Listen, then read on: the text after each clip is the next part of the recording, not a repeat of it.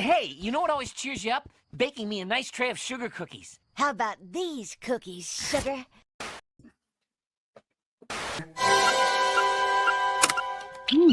We didn't have a message when we left. Oh, very odd. And so I wake in the morning and I step outside and I take a deep breath and get real high and loud. See to the top of my lungs, what's going on?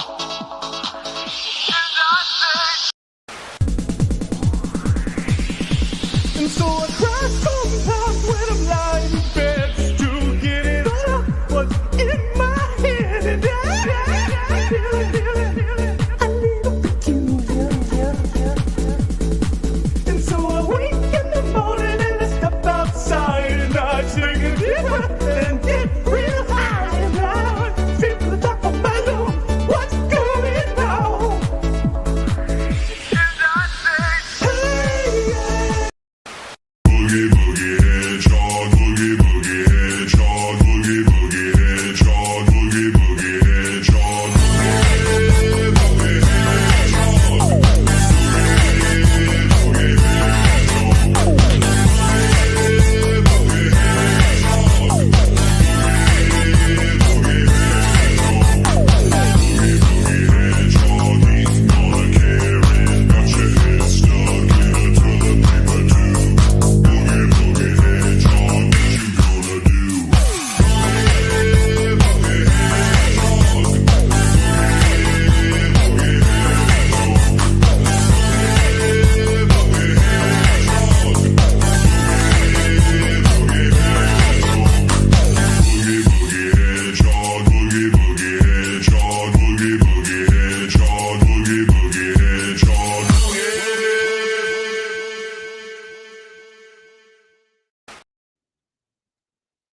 Okay. Hello. Booga, booga, booga. Yeah, I wish I could put the reverb on my mic so I could do my very own echoey boogie, but it still doesn't work. I have I don't the think it whole works. desk with Work. I have the sound desk thing with me, the Go XLR Big Boy Edition. It doesn't even work. I'm pressing the FX button. Hello, hello, robot voice. Hello, see? Hello. Nothing. Pressing Don't the hear swear anything. It's Otherwise broken. known as It the makes N-word you. button. Nothing's happening. The mute one might work. Hold on. Did that work? No. No, it didn't work. Your mic's not great, Jake. Really? Are you on the? You might be know on the what? wrong mic. You know what, Phil? You might have solved it. You might have solved audio. Yes. Brio. Let's switch over. Podcast stream mix. Now it Oh, should you sound sound better. Sounds much I better. didn't Sound even better? hear it. Yes, you do actually sound better. My broken ears couldn't Yes. hear it. of a woman don't hear anything. You know, apparently women can't see as much resolution on televisions, which is why only guys buy 50-inch 4K What? TVs. Women can't see a lot of things. That's retarded. No, men have better peripheral vision and motion tracking, and women have better color perception. Motion track. Yeah, we can see the fruit of the lip. Look who isn't here. Did you officially change your name on Yeah. Why would you YouTube? change your name? What? Yeah, we are. Is he an three. You will be him. apologist? Why is he an apologist? Never apologize. I don't believe it's him. No, If I don't someone believe it's just him took either. his icon. Let's go. I could go over. I could sleuth. Any of us could sleuth. He was just streaming with Band of the Crow, Arvid. Arvid You Nelson, know what? our boy. Yeah, I even pulled up. Hello, welcome to Creator Block. I'll do proper. I feel like your hellos mic in a minute. reverted back to the other mic. It got a little What? quiet. Quiet. Maybe we're losing our minds. Hello, hello, hello, hello, hello, hello. Still Is it haven't heard normal again? any reverb. Yeah, check up it's on the back on the brioche. Agreed. How about now? Is it better now? No, Quiet it's now. work. God damn it. Let's go the old roll. Alright, I'll turn up the gain. Oh, that's the noise gate. Mic setup. Push up That's the volume. Damn. Super Is it fun? quiet now. What the fuck? What the fuck? Yeah, you sound far away. There's no It's so point in quiet. bothering getting a proper mic. I should just get one of those freaking glowing robot dicks that you guys have. All right, baby. Robot greats. Robot dicks. This Not this robot makes great. no robot deeks. love my I'll mic. say hello to chat in a minute. Am I still super quiet? Hello, chat. Yes, you are. Go Jeroni. revert whatever you did last. I didn't do nothing, huh? Okay, I'm You back to don't know- Brio. I'm back to Brio. All right, that is different. Okay, Yeah. now I'm back to broadcast stream mix. Okay. Automatically adjust volume. Is it now put now- it up again? You Fine, sound fine. like them now. All right, fine. Good, great, amazing. Yes, welcome to Creative Block. I was gonna check if that's Paz's real name. Live on the show. Narwhal Books. That's his legal name, Narwhal. That's his legal official name. And you know what? If it doesn't come up, yeah, like a view channel. You know, this thing is still Narwhal Books. We have a pretender. But yeah, the funny thing is, it is probably true. He did say I'll just turn up when he feels like it. He said it'd be half an hour late. Right. Greetings, hellos to happen. So let's say hello to Moromi. Chris's Comics. I don't understand the number. Hopefully it doesn't have any untoward significance. Alex was here, he says harumph. Dale A was here, he says well, if it isn't the colorist Bancroft was praising earlier today. I did not have enough time to go and more. I didn't hear like, that. Did you watch the whole stream? His coloring stream? I didn't watch any No, of it. we're all praising, so you know, You know, only the real speaking challenge. Speaking of coloring, because of Japan, of which I have many props to show, because last week it was like we didn't even have webcam, so I couldn't show anything. I have some things to show from Japan, and in reference to coloring, I have these. Look at these. Are those the Nippon specials? Yay! Yeah, for some these are the fiendish Nippon specials. For some reason, the Asian version a little bit smaller than the American version. Weirdly enough. What do you mean by I don't that? know what's going on there. No idea, Phil. Slightly smaller. Well, Yeah. Could be making any untoward jokes. Didn't they say everything's smaller in Asia? Isn't that It a kind thing? of is though. Everything is like tiny version. It's kind of cute. Oh, They like okay. you- So they do have my current favorite monster flavor, Aussie lemonade. Oh, I thought you were gonna say pickle juice. Pickle juice monster. Why do they not have Nobody pickled likes that monster? but you. I don't like it. No, I don't like it. Why do you He think hates it? his muscles like it, not him. Oh. How's that flavor a Um, monster? It's delicious, but if you check it out, it is also decidedly smaller than the American version of Monster. Oh, yeah. They actually have Monster in tiny Red Bull style cans over here. Yeah, that's what that They is, don't is a even Red have Bull. big Monster. It's so the cool thing is, seeing as it's smaller, you can drink more cans. Whereas you would only Oh, drink damn it. one, you can drink many. Right? Isn't that true? Yes, if you want. How's your gout? Is there a gout update? Okay, gout update. More props. Thank you to the wonderful amount of medicine I was able to obtain over here. Whoa. Uh-oh. Thanks to Nice. all of these packets of naproxen, my gout is fine. And you know what? The biggest offender when it came to gout affliction, remember the whole canned coffee debacle? I think Right. it's because they put fructose in it. I may have found over in Asia land a canned coffee I can drink that doesn't trigger it. The thing is, It's also a lot smaller than a regular coffee. Well, It's tiny. Is it like extra caffeinated though? It's like condensed. No, it just has sugar in it basically instead of sweetener. There's no fructose, no flavorings, that kind of thing. It's just coffee, milk, and yeah. But yeah, look, it's called Mr. Brown's. So yeah, I'm getting browned on the daily now. Alex said that he said it's not as gay as the colors would at first lead you to believe. Yeah, ooh. I'm trying to slowly de-gay my colors over time. You that dewormer. Yeah, get some ivermectin apparently. Cure the gays. Okay, I think that's all the props I need to show off for now. Snuggy was here.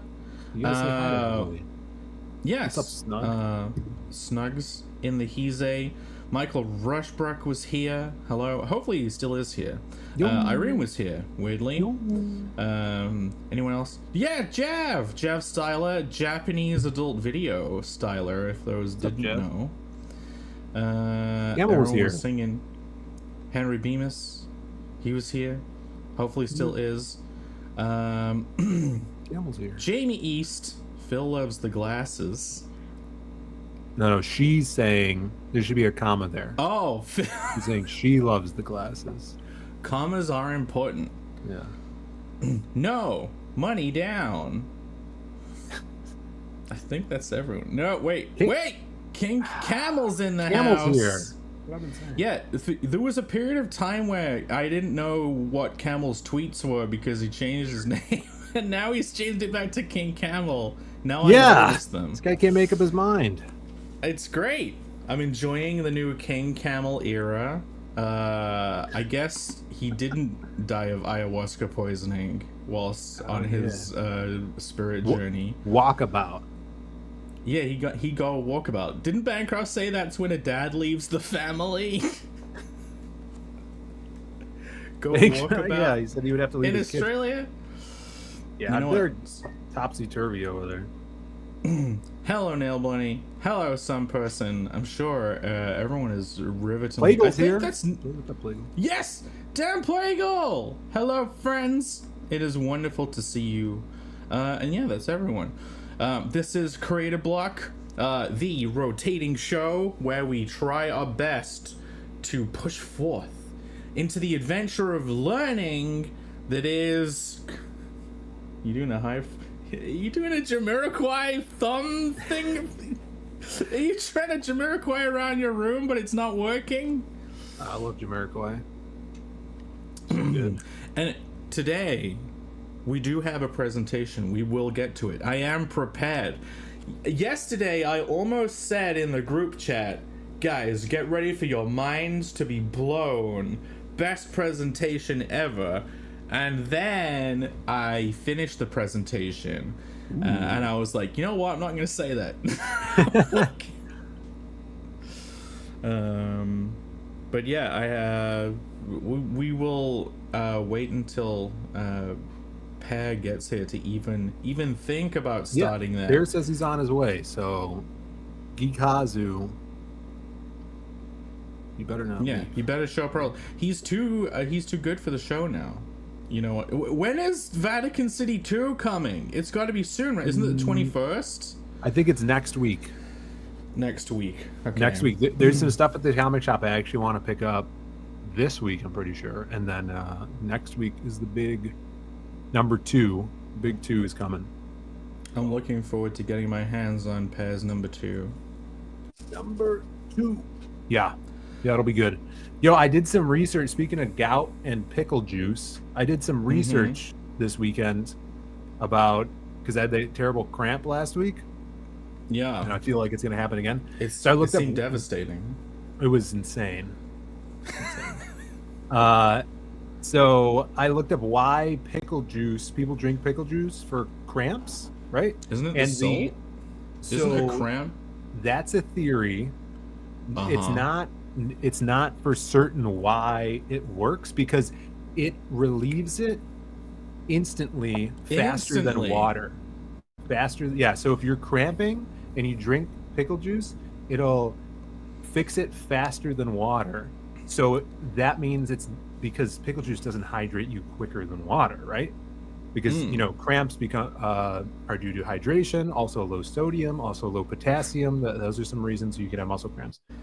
Phil's trying to sound really smart right now. He's just but pickle juice is high in sodium. It is high in sodium. It has potassium in it, and it's water, so that hydrates. But they're saying a theory is the reason it works faster than water is because of how bitter and acidic and vinegary pickle juice is. It basically shocks your nervous system and resets your muscles and makes it forget that it is cramping.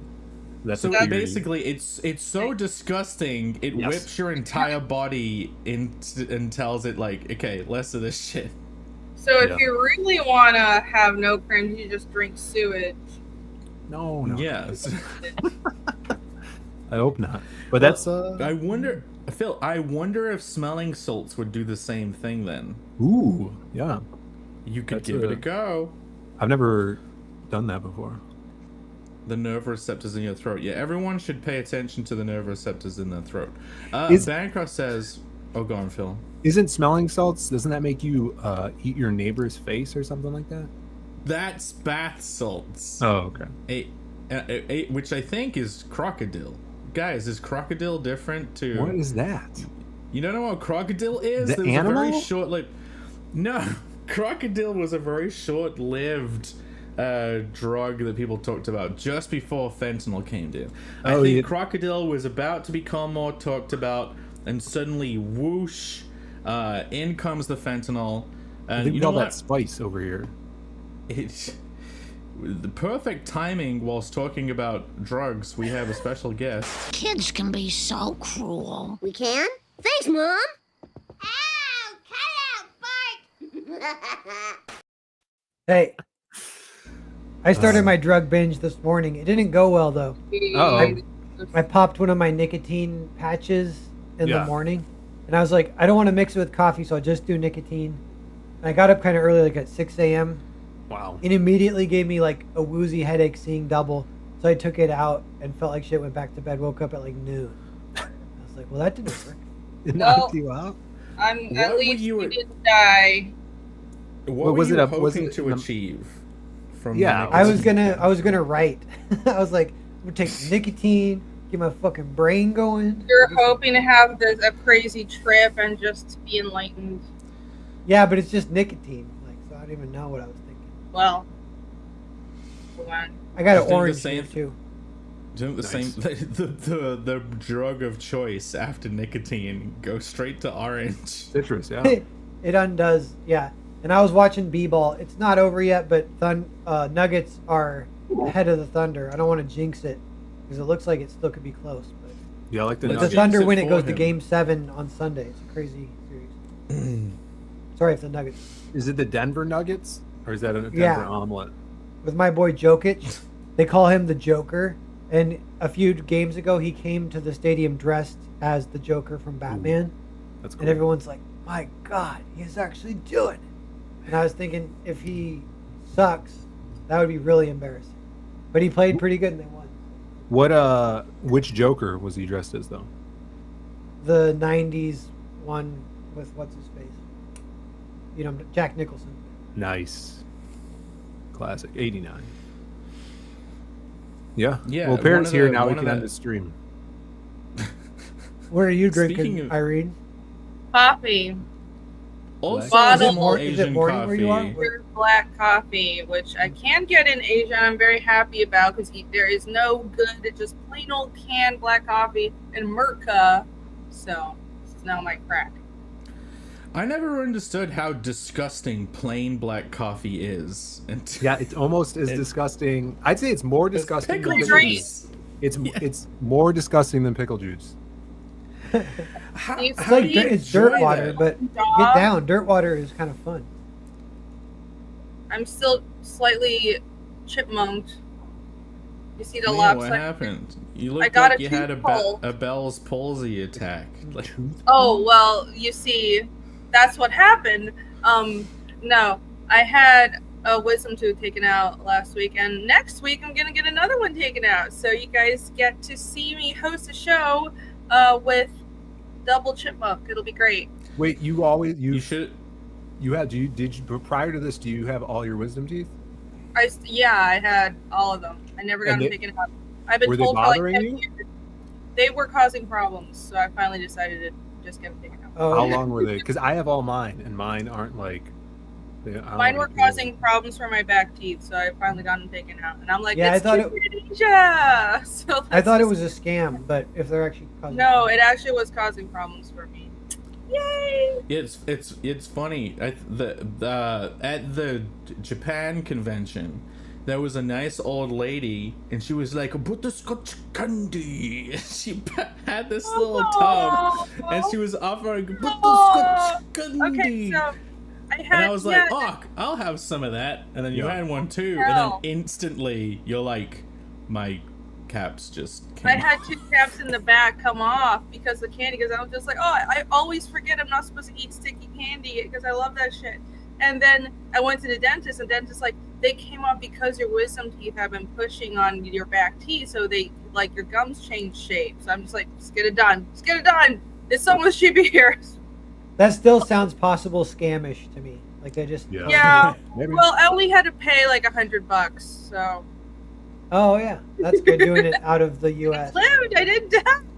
You didn't have to pay for freedom teeth. You got No, freedom teeth would have cost about $3,000, which is why I haven't done it yet. The freedom teeth are expensive, you know. Yes.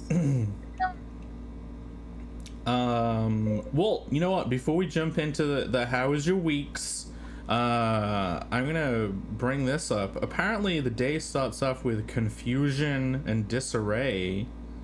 What does that mean? Because you shared links that didn't work.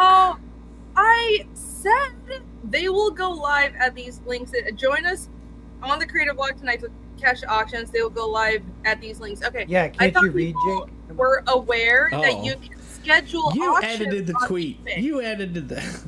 Okay. Well, yeah, I edited it immediately within 3 minutes, and people were still completely confused. You can schedule auctions on eBay. So these, well, the first one is scheduled to go live at 11:30, which is in 24 minutes, and the next one will go live at midnight. So these are not live yet. These links will work in 20. Well, one of them will work in 24 minutes. Ooh, and that's cool. Yeah. Oh yeah, you have to stagger them so that they close staggered too, right? Yeah. Yeah, I wanted to. I think they are staggered scheduled. them so we could actually start the show before, launching into my auction spiel. I was being considerate. Man, you know what? I should auction some stuff. Auction Seeing as I spiels. finally, Go on. seeing as I Takes finally me- got reunited with my books in Japan to sell. Huh? Is my mic bad again? Look, I finally got my hands on number 1 of Nippon Special. Ooh. And obviously when there's a number 1, also comes with it a non-nipple 69 version of Nippon Special. No nipple? A no nipple. Last time I drew the 9 like a nipple. Oh, Is this an acceptable 69, guys? Is this Yeah, it's good. I like the That's synergy. a very practiced 69. It is flipped, so now it looks like 96. But I assure you, it is 69. Maybe It's not I should. flipped. Oh, really? Okay. I should get on it. I should auction that next week. Yeah. You should. Okay. That's all. Oh. I like this creative block auction thing we've been doing. Let's keep it up. Yeah, like just monetizing the show. Bill, you got to do thing. something Yeah. to auction. I'm gonna do an auction tomorrow. Actually, I'm gonna non-creative block auction it because I don't want to confuse people. But I'm gonna be doing auctions it tomorrow Shelby? afternoon. We'll probably talk about it a bunch on the Diaz Brothers show. But I don't know if you guys saw this. Let me pull this up real quick here. This was we got all of it's not me. We got all the domestic books out for Psycho Slumber in the mail. People are getting them. But this was something super cool. Doug signed a bunch of books, sent them to us, people that backed them. but he sent 2 special. These are crazy rare because the black and white variant covers, we only printed like, I don't know, 20 of them. And he signed 2 of them and then did remarks on those 2. So we're going to auction those off, and we'll probably put one up tomorrow. Yes. Insane. He did like that. Will you be bummed out. if they just go for like $10 each? I don't care. That'd be awesome. I'm probably going to put them at starting at like 25 or whatever. But I get they're just floppy, or they're double floppies, right? Yeah, if you wanted to go for more than the value of what the book, like more than, I think there's 60 pages. Yeah, the story's 60 pages. It's the baller move to put the original price not too high. Like Bancroft did that with all of his pieces for his trading cards. It's like, yeah, whatever. I'll let it just start off at quite low straight away, $200. Yeah. Hey. Yeah, so we'll see. So I think I'm just gonna put one up tomorrow, and then probably the second one next week, or we'll see how it goes. But I'll probably put, I guess, the Crim one up tomorrow. But shout out to Doug, that was super awesome doing that for us. You got everything back in a really timely manner, and I can't wait to do more stuff with him. It's gonna be sweet. And this is kind of like a little end of fulfillment celebration. Also, international stuff is going to be going out next week as well. So everything's basically wrapped up, and reviews are coming in. And thank you guys so much. It's going to be dope. So we'll do that tomorrow. We got some more stuff we're going to be talking about as well tomorrow. Some new Zade Comics books that are coming in. It's going to be sweet. Talking about new books, the new frontier of Zade's. New books. So, well, we're getting ready for Heroes Con, so I wanted to have something special for conventions this summer, and that's from us. So we'll be having a big debriefing tomorrow, guys. Cool. Yeah. Apparently Brandon came in clinch with the stamps that we can do for the Creative Block Heroes Con stamp rally, and apparently 3D. All you have to do is send him like vectorized drawings. I don't have to model the little stamps. Yeah, that's gonna be cool. So that'd be great. So yeah, plan to come to Heroes Con, because we will have special Creative Block giveaways for everyone who can collect the stamps. Yeah, I don't know what I'll have there, but like maybe there'll be some Nippon specials. Oh, but speaking of, look. Western Nippon special, Western preview book, Japanese preview book, slightly smaller. What are they trying to say, guys? What is trying to be said here? Trying to say slightly smaller Asian edition. So yeah, comics, tiny cans of Monster, which I can't find. Look, Pear. You can't really tell how much smaller they are unless you have. It's supposed to be like this big. And it's the regular monsters over here are much wider too, though, right? Yeah. Yeah. That looks like a Red there's Bull. more girth in the. It kind of looks like better art on everything. The design is generally pretty. It's either really horribly cluttered or it's really good. There's no in between. Your coffee one looked cool to me. Yeah. You like Mr. Brown's? Yeah. Mr. Brown's coffee. The tiny cans are so fun. You can drink even more of them. Is he Italian, Mr. Brown? He looks Italian. Yeah, he's got very thick black hair.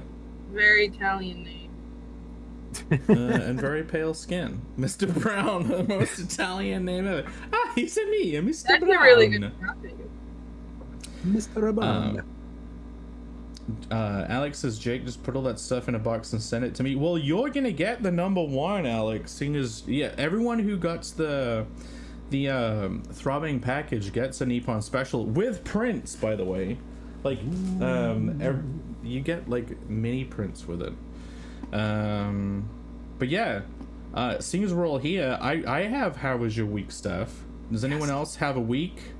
I do, but you go first. We all have a week. I'll go last.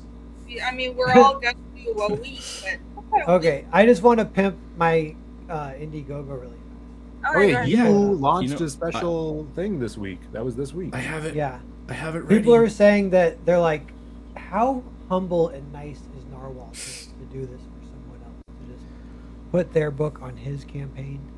I didn't hear anyone say that. Yeah, no, everyone's saying it. I heard you just say it right now for the first Yeah, that's time true, out that's of true. anyone. It's everyone. There we go. Yeah, I had is it it popping ready. up?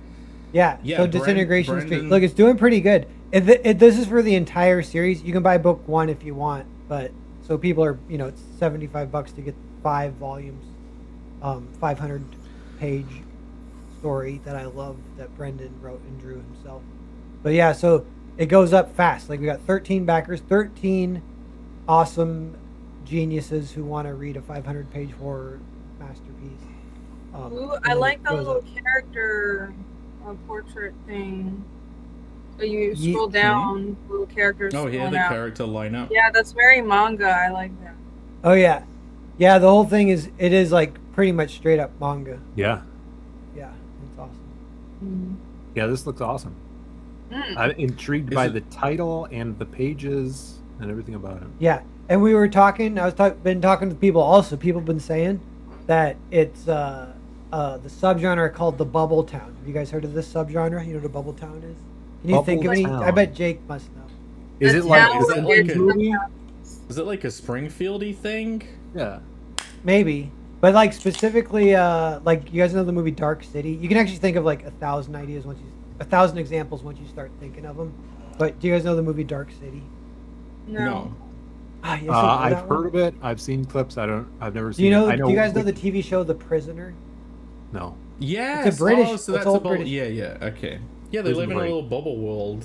Yeah, and it yeah. seems like they can't communicate with the outside, or it doesn't exist. Yeah. Or like Lost, it's a little bit like that kind of thing. Hmm. Didn't they do that in V? Didn't they put a dome around the world in V? Yeah, but I'm not talking about it literally, although that could kind of count. Like Truman Show, like sort of counts. Oh, okay. But it's Alright. more just like it's a town where no one leaves and no one comes from it, and then what's gonna happen? Everyone acts weird, and I think it's on. Or you're not even showing my screen, are you? You're looking at your own. That's cool. Oh, I But can there's share this yours other- instead. Yeah, I already have. Yeah, it go to pulled mine up. real fast. This is like random, but there's this graphic novel called Strange Haven from like the mid 90s, and apparently it's out of print. It was self-published. You can't find it anywhere, but you can find it on archive.org. And I'm definitely going to read it 100% because everyone talks about it. But when I said Bubble Town and that Disintegration Street is like that, everyone is like, dude, you got to read Strange Haven. And I'm like, dude,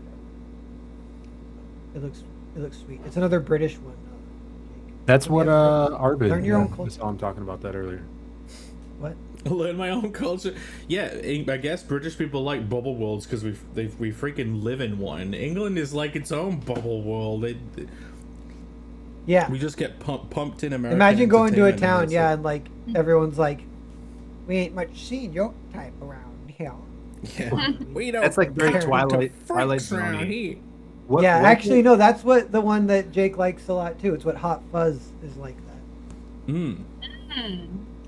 Isn't the bubble From Fuzz. the TV show From like that, where Yeah, you go Rum is to like the that. town, you Yeah. can never leave. I think it's a very great subgenre. I like all those stories. Let's all do one. Let's think of one right now. Let's spend an hour brainstorming in silence. Bubble Town. Brainstorming in silence, a bubble town. Well, the thing. Well, you just get complete control in a bubble. You can make up your own rules. You can do whatever you want, right? Like, you can have it grounded and ungrounded. I don't know. I guess I'm just Yeah, talking nonsense. that's what right Disintegration Street is like. It's like hilarious. Like I think it's in volume 1. There ends up being like just outside of town.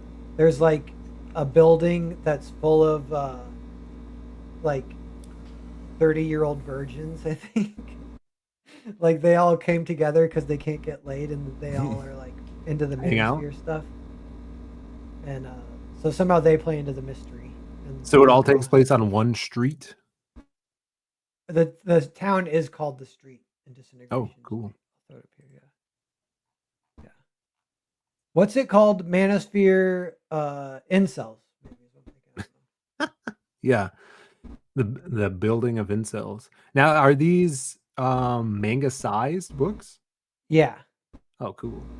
And what's it called when you go to college? You got to stay in a dorm. It's a dormitory full of incels, and they have to something to do with the mystery. And they all wear bags over their heads. They're kind of like the Ku Klux Klan, but they're virgins. Wow. It's awesome. All right. Do they burn things? I think they threatened to. Okay. Yeah, I think Jake's internet just went out. Jake, you're right there. Are you frozen? Oh, Yeah, he's frozen. He says, "Did my internet just cut out?" And I said, "Yeah." Oh, I heard. Yeah, you're frozen. I hear him growling. Okay, we can hear you, but your camera's very frozen, Jake. Remember last week he just had to leave his camera off. So I was gonna say though, I want this 13 to go to 14, or Ooh. I'm retiring from comics forever and quitting this show unless it gets to 14. You can't let it happen, people. It has to get to 14 so he doesn't retire before. So you're just gonna have I'm gonna become a full-time mountain bike guy, or just pump track guy at the pump track. Just dude. There was a homeless guy at the you're gonna pump become track. a full-time mountain bike. That's different. Yeah. To be a mountain No, man. that's funny too. I could do that. Yeah, someone's got to back You this. just speak. Yeah, a mountain man. It's Yeah, we don't want Pear to retire before Vatican City 2 comes out. Yeah. Comes out next week, by the way. Yeah, And I dished out the narwhals this year. Every year I award the narwhal awards to various artists. It's become kind of it's anyone who didn't get Eisner nominated. I just give them a narwhal. Who was it last year?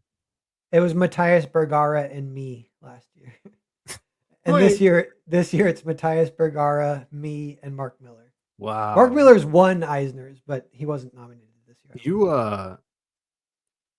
You got a long running streak on winning these narwhals. Yeah, I know. Everyone's saying that it might be rigged, but dude, I'm pretty fair. Wait, so yeah, the Eisners are coming up, right? Yeah, they announced the nomination. Yeah. Wow. I was watching I watched this pretty normie comic podcast. They talk about the new comics every week. It's called Comic Pals. Shout out. And they were talking about how the Eisners this year, like every year, always go to comics that no one have read, and they're never popular comics. Yeah. That's kind of true, though. It's like sometimes there's just really undeniably good work, but half the time I don't know the stuff that's nominated for the Eisners. Right, and there's not even like what are these award popular shows? category. There's not like most Yeah. popular comedy, you know? It feels like a Hollywood award show at this point. It's like, well, it's just about who knows the right people, honestly. Well, good for them, but Yeah. That's funny. I scrolled it pretty fast. There's a lot of awards. I don't know. The categories is like 50 or 100. There are a lot. It would still be really cool to be nominated and win one. There's a million categories, and I don't even know how they do the voting anymore. Jake's back. Hello, where are you? Yeah, in the exact same this is pose so when weird. you left. Jake. Like Phil and You're Pear are still roboting frozen. for me, but you want. Oh really? Okay. I'm fully frozen. No, No, you're not. good You're now. just You're really pixelated. Kind of like glitchy. Now you're lagged. You lag a lot. I would Right. suggest you Turn turn my the camera internet. off. I just had to go through my phone. So yeah, this is gonna be a fun. Wait, what if I connect to my phone this way? Hold on. Burp. I love this. What is this? His pose. Yeah. Oh, there we go. Okay, we should be saved. All should be well. I should be able to get through a presentation. What if you turn No. off your camera? So now you Yeah, just I'd say make- shut the camera off. Turn off your camera. Oh man, but then I can't show my Donkey Kong barrel mug. Or my do your Pokemon weak- Pokemon Mazastars things or Do your Japan loot, Asia loot stuff while you still have your camera. Quick. Yeah, maybe turn the camera on, take the presentation down, like, because maybe it's because you have the screen up. That could be aggravating the lag. And then we can talk about your week. Oh yeah, okay. Remove. There you go. Okay, camera on. Right, yes. Last week we were like catching up about Japan, but didn't really get to say much. So I thought I promised that I would have some stuff to show off this week. You guys love Pokemon, right? You seen these? Sure, yeah. Not Those no. I don't blurry remember. tokens. I think You've seen Amazing. these before? Hogs? Pogs! They do look like Well, pogs. Okay. Yeah, there's a special Pokemon Pog machine.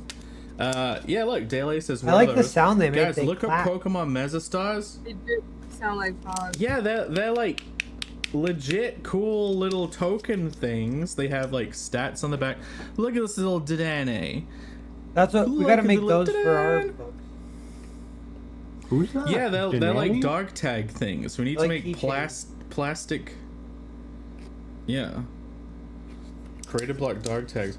But no, these are like for an arcade game, and you put money in and it gives you a random one, and then you use them to fight. You have to put them down on like an arcade platform thing and push them up if you're gonna fight with them. That's cool. They're awesome. And if you're insane like me, I'm not. that pile that I had, these are the duplicates that I have. If you get carried away and have a problem, like, Oh I my got a whole God. kit.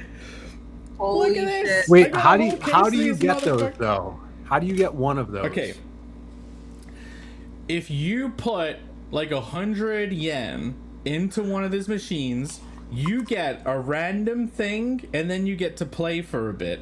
Then, once you finish the fight, because you can do like a whole raid thing, once you finish the fight, you put another 100 yen in order to capture a thing, and then you go to another screen where there's like 5 of them, and for each 100 yen you put in, you can catch another one up to a total of 5.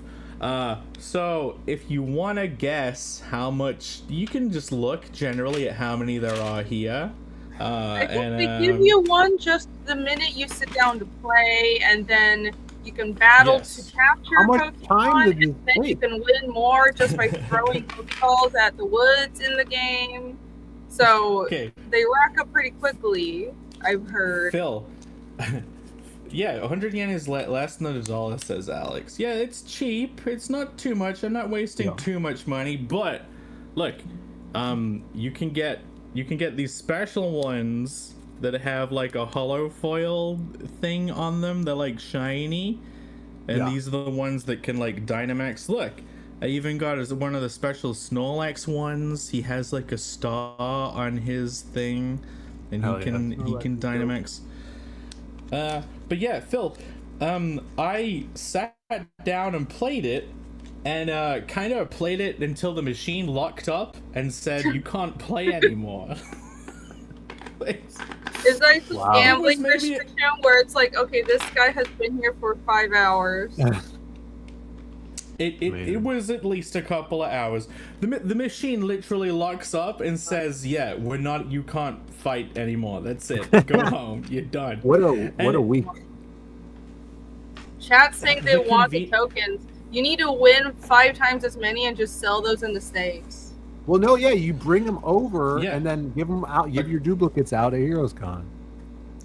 Or sell 'em. I will. Okay, look, I'll bring my duplicates, and I may share these around at Heroes.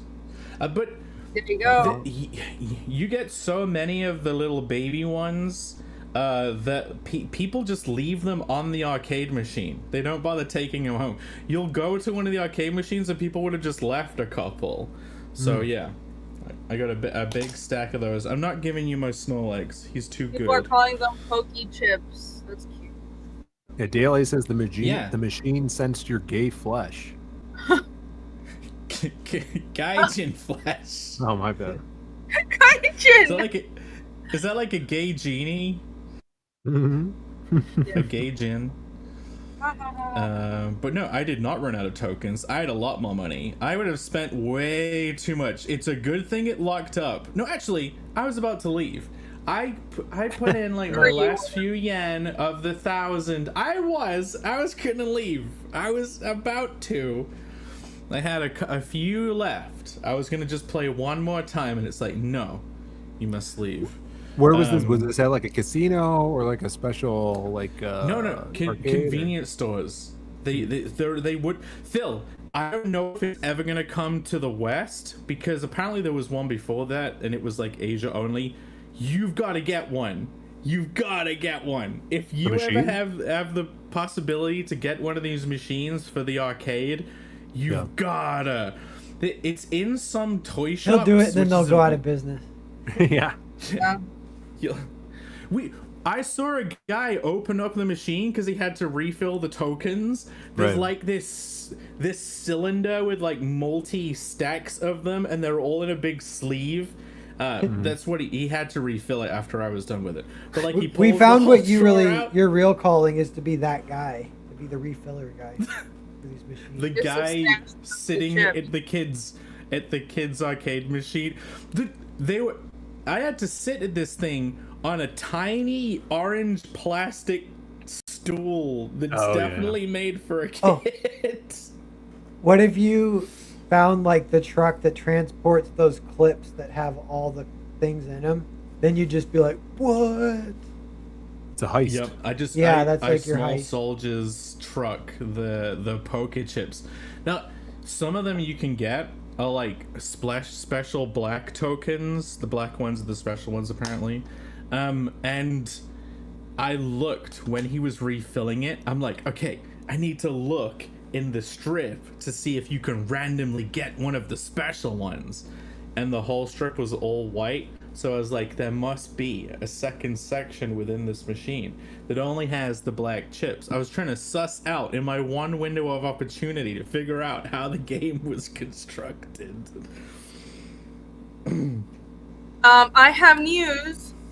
Apologies for interrupting your Pokemon sales pitch, but the first auction is live. Finally, people can stop being confused. And the link works? Yes, the links work, guys. Yes. It was a scheduled auction. You can schedule auctions on eBay. I just clicked on it. It still doesn't work. Fuck my life. I'm just kidding. Oh my fucking God. Got him. I just go to the auction. It says It's eBay is has it the deleted magic? this auction. I'm gonna pull it up. I'll find The the first, one that the works. second and I'll pull it one. up. Okay. Anyways, Yeah, pull it up real fast. I'm just gonna not. I thought I was being helpful. I'm just gonna not post links because people don't realize the second one does work. Fuck my life. Yeah, I'm gonna pull it up. Hold on. I went to the link that Alex dropped and ain't nothing there. Holy shit, you Yeah, guys! The second link Hold in the on. tweet. Hold on. One is scheduled for 11:30. Another is scheduled at midnight. I found it. I forget. Yeah. Oh yeah, it says we looked everywhere. This link is not live yet. It will go live at 11:30. You put the first one that went live as second in the list. Yeah. Phil, can you share it? Because I don't want to glitch out my internet again. I think I can actually kick Jake from this studio if I wanted to. There you go. There you go. Hey. Look at that butt. But This is bam, the butt. that is Sadly- Steve Stellar Blade. I did these as like, commission art samples at Osaka Comic Con, and surprisingly, nobody wanted to pick them up. So more benefit for you. You guys get to get a chance to nab one of these. This is the Eve, and as you guys saw on the Twitter post, there's also a Magic and X-Men Magic that'll be live in 25 minutes. I wanted to stagger them, which probably wasn't a great You idea. already But have 4 bids. Yep. 4 bids, baby. Thank you guys. Yeah, and There this you will go. be up for a week. It'll be closing on Creative Block on my channel next week. So I like this format of launching on one Creative Block and then closing on the other, or just like bracketing them between any weekly streams. Right? It's pretty cool. Nice and clear, easy to understand. Hey, Easy to understand, except when you Yeah, post it the links works. way too early and it hasn't gone live. I posted the links. I said they will go live later. Okay. I am I know, going but to kill you can- everybody here. you can just put a link to your eBay's profile, so then when people click it, they actually go somewhere. You know what? Yeah, I think that Maybe works. that'd be less confusing. no one gave me this advice when I first tweeted that out hours ago. So thanks for criticizing me live hours after I made the announcement. All of you can go shove it. Yeah, Anyway, that's the thing. It's like when we share Paz eBay shop. Yeah, it's a good idea. Okay, Yeah. we'll pull up the second one when that goes live. Too. Hey. Oh, also, hold on. I have the actual art, so let me show that. And Yeah, I'll keep this up. Digging. Jake, you could just put it down. I'll just keep it accessible. Thank Oh, there Thank it you. is. That would be awesome, Phil. here it is. It's a smaller piece, but nice and detailed. It's shaded with Copic. It's on Bristol board, so it will be nice and sturdy and archival. And also, I decided that since I just did Osaka Comic Con, I did these prints. Well, let me show you guys these prints. I have a set of these. They're actually double-sided prints. They're really cool. But these smaller prints that I made for Osaka Comic Con, and I'll bring them to Heroes too. But you get a set of these for free with the auction pieces. So that's the Japanese cover for Chapter 2. That's the English 2.5 cover, and I made a print for the upcoming Chapter 3 cover. And they're actually double-sided, so you get some of the black and white covers on the back, like that. So they're double-sided prints. They're A4, they're smaller, so I'll send a set of these with the artwork. But, dun dun dun! You just reminded me. Yeah, you just reminded me. The prints have like the reverse side. Hold on, I'll debiggen. Cause yeah, we had the same prints place done. So this is the Nippon special, and when people buy these, they get a set of like 3 prints. And this is one of them. I had the coloring tutorial. But look, yeah, they have the back thing, the commemorative, only black. Rhea.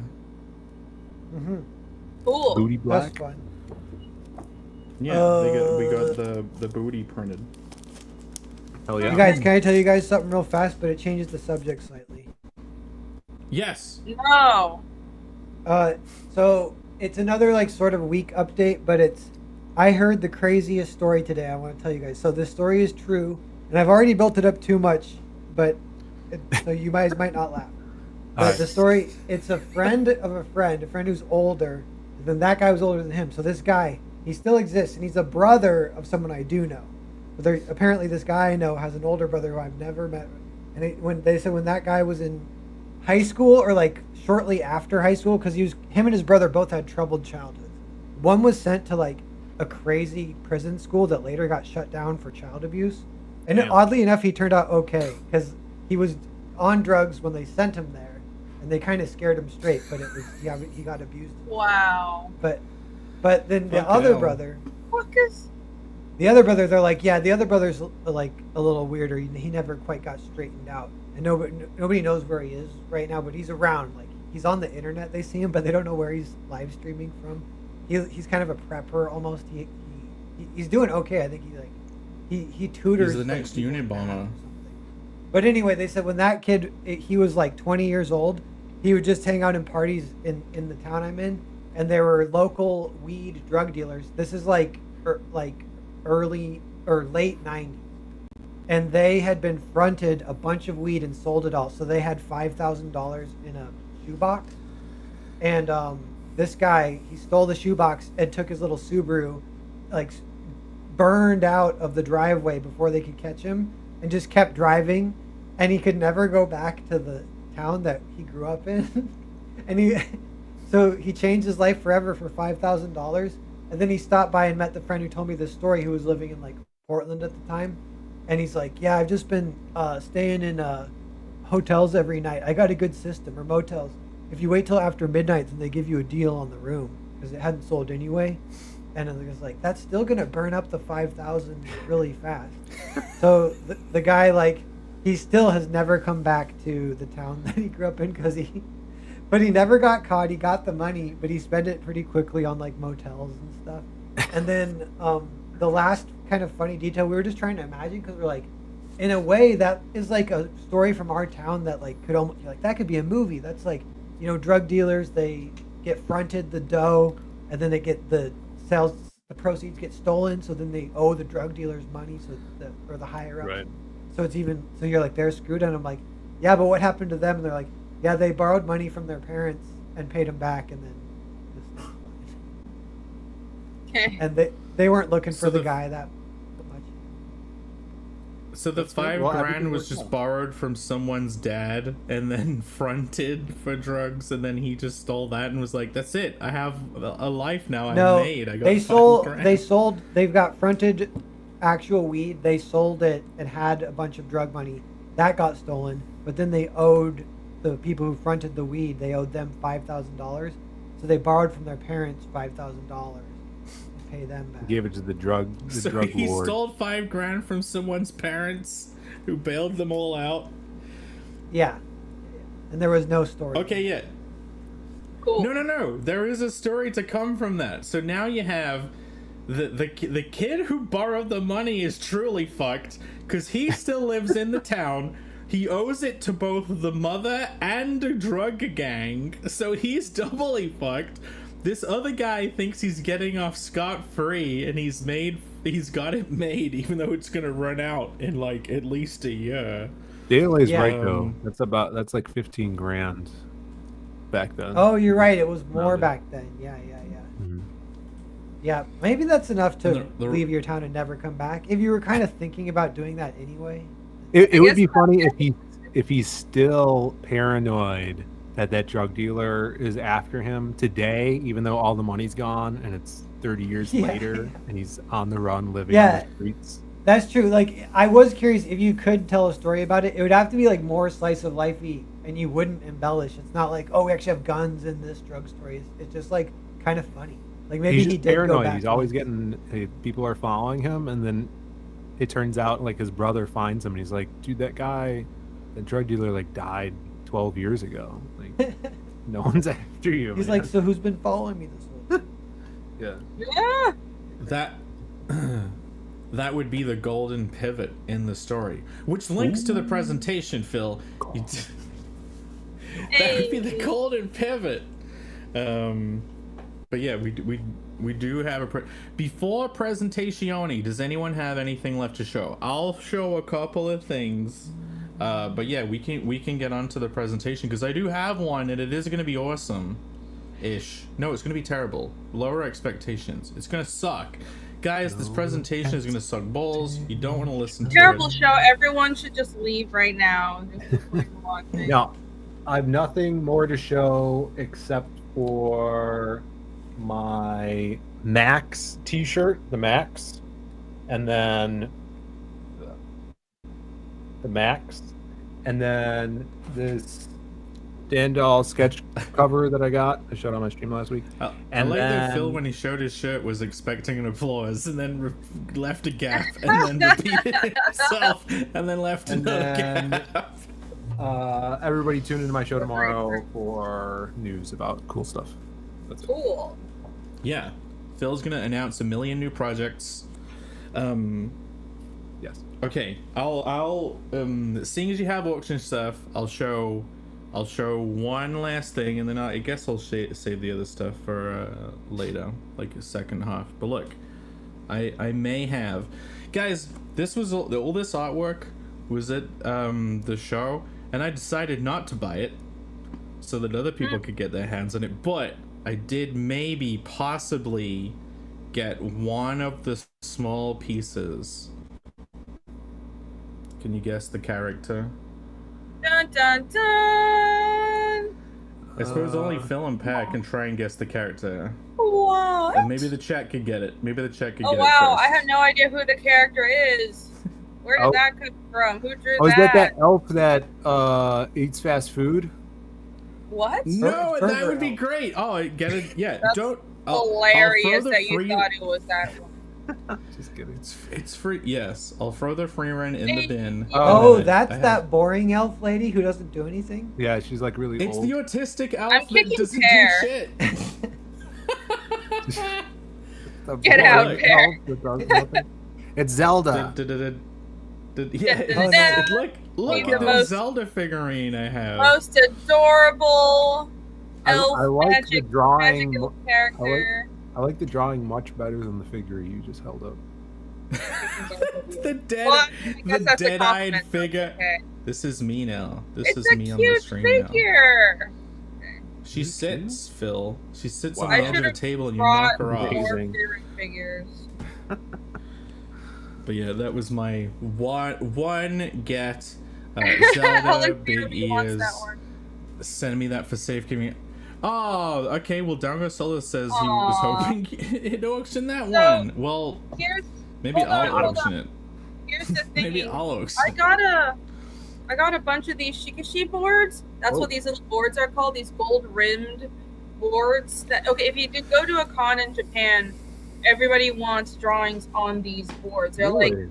signature boards that I think They you love pretty the much rim only over get there. in Japan. Haha, yes. And so they're actual boards. It's not even Bristol board. It's like with cardboard backing, and these are the Copic ones, so they're really nice. So, anyways, I just did this one. They're actually really fun to draw on. I got a ton of them, and here's a what it was, Scarlet Witch. So I have a bunch more. Here's some big ones over here. So I might do more. Here you go. Yeah. See, Copic paper, Ah. Shikashi boards, and I could do That'd be some cool. more free run. I'm planning on doing more auctions, so never say never. Keep an eye out for them. And I guess Ah. that's what I just had to show. Dope. Yeah, I like So, the Scarlet Witch. I guess face. they're all gonna end up going up.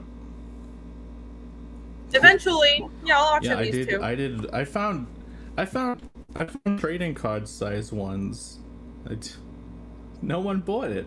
Really? No, 3,000. Who wouldn't want to pay 3,000 yen? They could go play It's Pokemon very arcade blurry. machines for hours instead.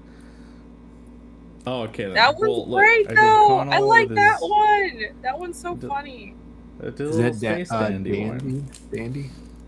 Yes. Oh, Is it Phil or is that's the it first time I've ever Dandy? drawn Space Dandy. That's me. Is it Phil Let's or do the is it golden Dandy? presentation. Okay. Yes, it's presentation time. I have a bunch of manga to show off later that I bought, but yeah. Okay. I will take this away for now. Right. Presentation. I have a look. It is a very confident presentation because it is under 10 slides. 10 slides is the kind of anxious, I don't know if this is going to be very good presentation, and I think I'm at 1, 2, 3, 4, 5. Wait. 2, 3, 4. I'm at exactly Okay, 10 I keep slides. clicking to Oh see how no, many I'm pages so it is. insecure. No, I think I'm at 5. Okay, are you ready? Are you Ooh, ready for the I like golden that. pivot? Okay, go. here it is. Here is my Oh, nice. magical, amazing presentation. Golden. Yes, today we will explore the Proportionality. exciting rule of golden proportionality by Hyperwizard. So, you may have heard of a thing called the golden ratio, not the golden rule, which is the Fibonacci sequence. And I think it means every number in the sequence is like an adding together of all the previous numbers. So it's like 1, then 2, then 4, or it's the previous numbers. I don't know. It's not important. Does it go 1, 1, 2, 3, 5? It's a great start. guys in the chat. You know the golden thing? I don't know what it is, but Great presentation. It's You lost very Down Goes similar to. Down Goes Travis is leaving. No. It's very similar to the 60-30-10. Look, the golden ratio is right. It's right here on the finger. It's like this bit here is like double of half of this. This is like 61 point something % of this, and then the smaller bit is even smaller. You get it? It's the golden ratio. You ever looked at an ant and you're like, that ant has a big ass, but a tiny head? Well, it reminded me Yeah, you of should- human proportions, like the head part and then the torso and then the legs. Yeah. well, Oh, yeah, yeah, it's yeah, it's that's cool. Similar. like, you know what? I have an example of that. So everything in nature can be broken down into this golden ratio. Ignore that for Wait, now. hold Look. on. This is what Chris's comic said in the chat. The golden ratio is approximately 1618. That's what he said in the chat earlier. Remember? You're like, I don't know what 1618 is. The ominous. I didn't even star it. All the earliest one I have is Alex say, "Never forget your coffee." It's a Don't know if mathematical anyone- if, proportion where a line is divided such that the ratio of the longer segment to the shorter is equal to the ratio of the whole line to the longer segment.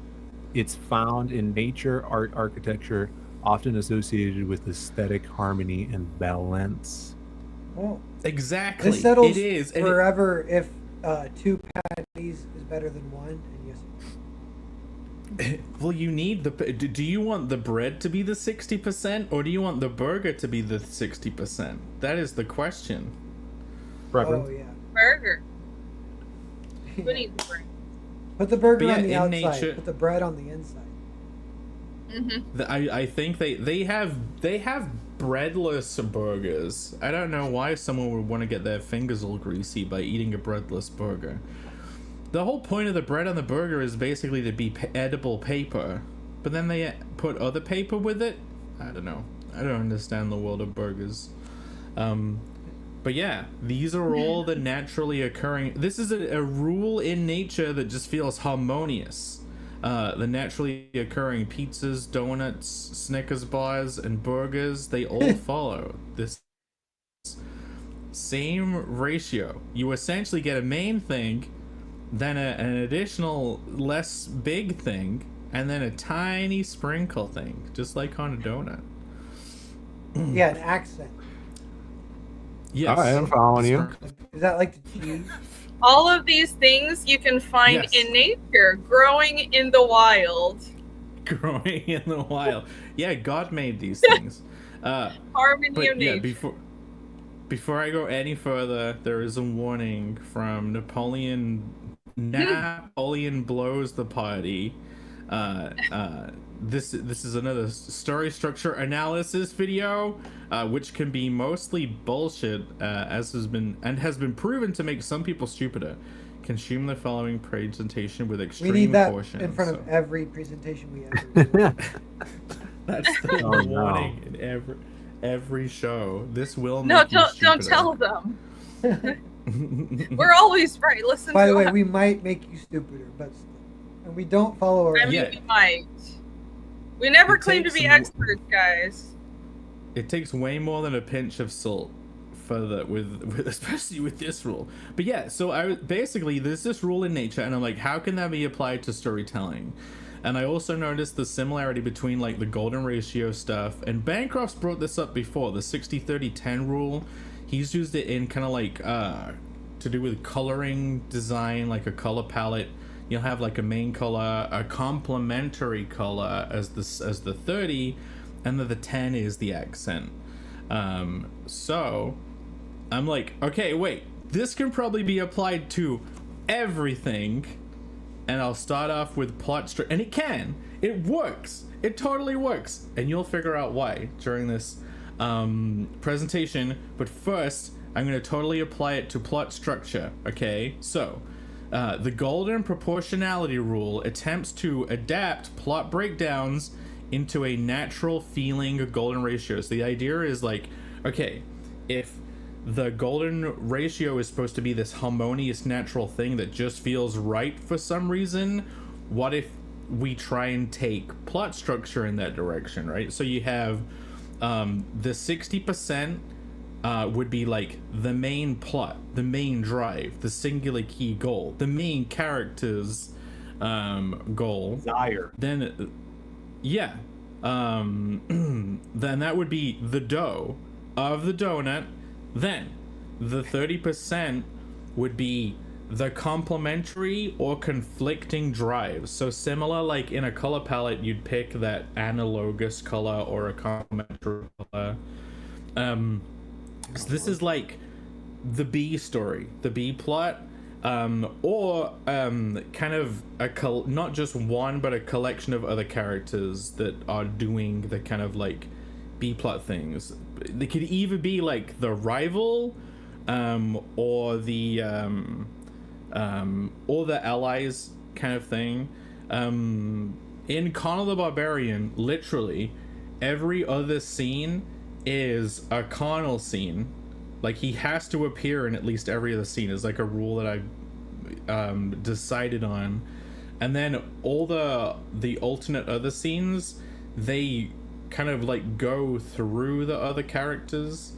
It's like not just like one separate other story. And then but then obviously some of their scenes end up having Connell in them anyway. Yeah, so that's like the icing 30%, and it mentions the golden pivot, which I'll come to, which is like the icing on the cake. And then you have the 10%, which is like the sprinkles, which are kind of like recurring motifs and recurring symbols and little things that track throughout all of them. That kind Are those of, like indulgences at all, or do they not indulge? They can be, but they still provide like important structure that still keeps it together. You could probably see a Chekhov's gun thing as a sprinkle, but it's like the rhythmic flair. It's like say like if you were gonna make a similar type of joke throughout a whole story, like you keep going back to jokes about a certain person or a certain place. I don't know. Maybe I'm not explaining it very well. Can you find a story that doesn't have this? Yes, probably Doesn't lots have of them. sprinkles? There probably are, yeah. A story without sprinkles is a story that's not worth taking a big bite out of. Well, there are bad stories. Wait, did The you go over food the whole? analogy. Damn it! We need to figure out what the plot hole in the overall story is. Yeah, what's the saying about donuts? It says you got to keep your eye on the donut, not the hole. That's what like dads say to their kid. Did you get told that? That's not what I was told. Is that what you heard growing up? Yeah, because if you're looking at I the mean- hole, not the donut, then you're like distracted. You're like wasting your time. You're looking through the donut. You're looking at what's behind it. Hold on, let me see the real quote. What did Napoleon? There's no quote like that. You just made it up. What's up, Wolfler? What's up, brother? Welcome. Yeah, Yeah, I Jelly mean, Donuts are like that. my dad never told me to not look into holes, which is why I probably get distracted too much. Here's looking the at quote. them, but The quote is, "Keep your eye on the donut, not the hole." That's what I told you. Who said that? Napoleon. Napoleon. I do fancy myself a jelly donut, but I also like chocolate Long John donuts. Do these have sprinkles? No, but I also like a heated up in the microwave apple cobbler. Right? No, apple fritter. Sorry, apple fritter. Yeah, pretty good. Yeah, they have technically the rock sugar on top of those is a sprinkle. Okay. Okay, fine. I'll move on. Next They're- slide. See, it's going well They're already. saying David Lynch said it. Maybe my Right. So chat my isn't question behaving slowly. is, if a story doesn't have this, couldn't the writer of the story kind of just pick different things to be like, yeah, it's got.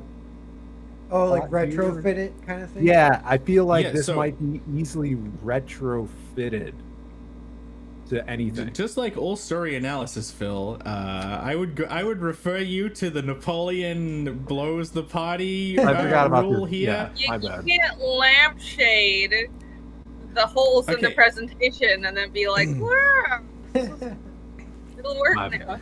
Hey, keep your eye on the It's donut. like not even the three act structure thing, you can pretty much turn and split any story up into 3 acts, right?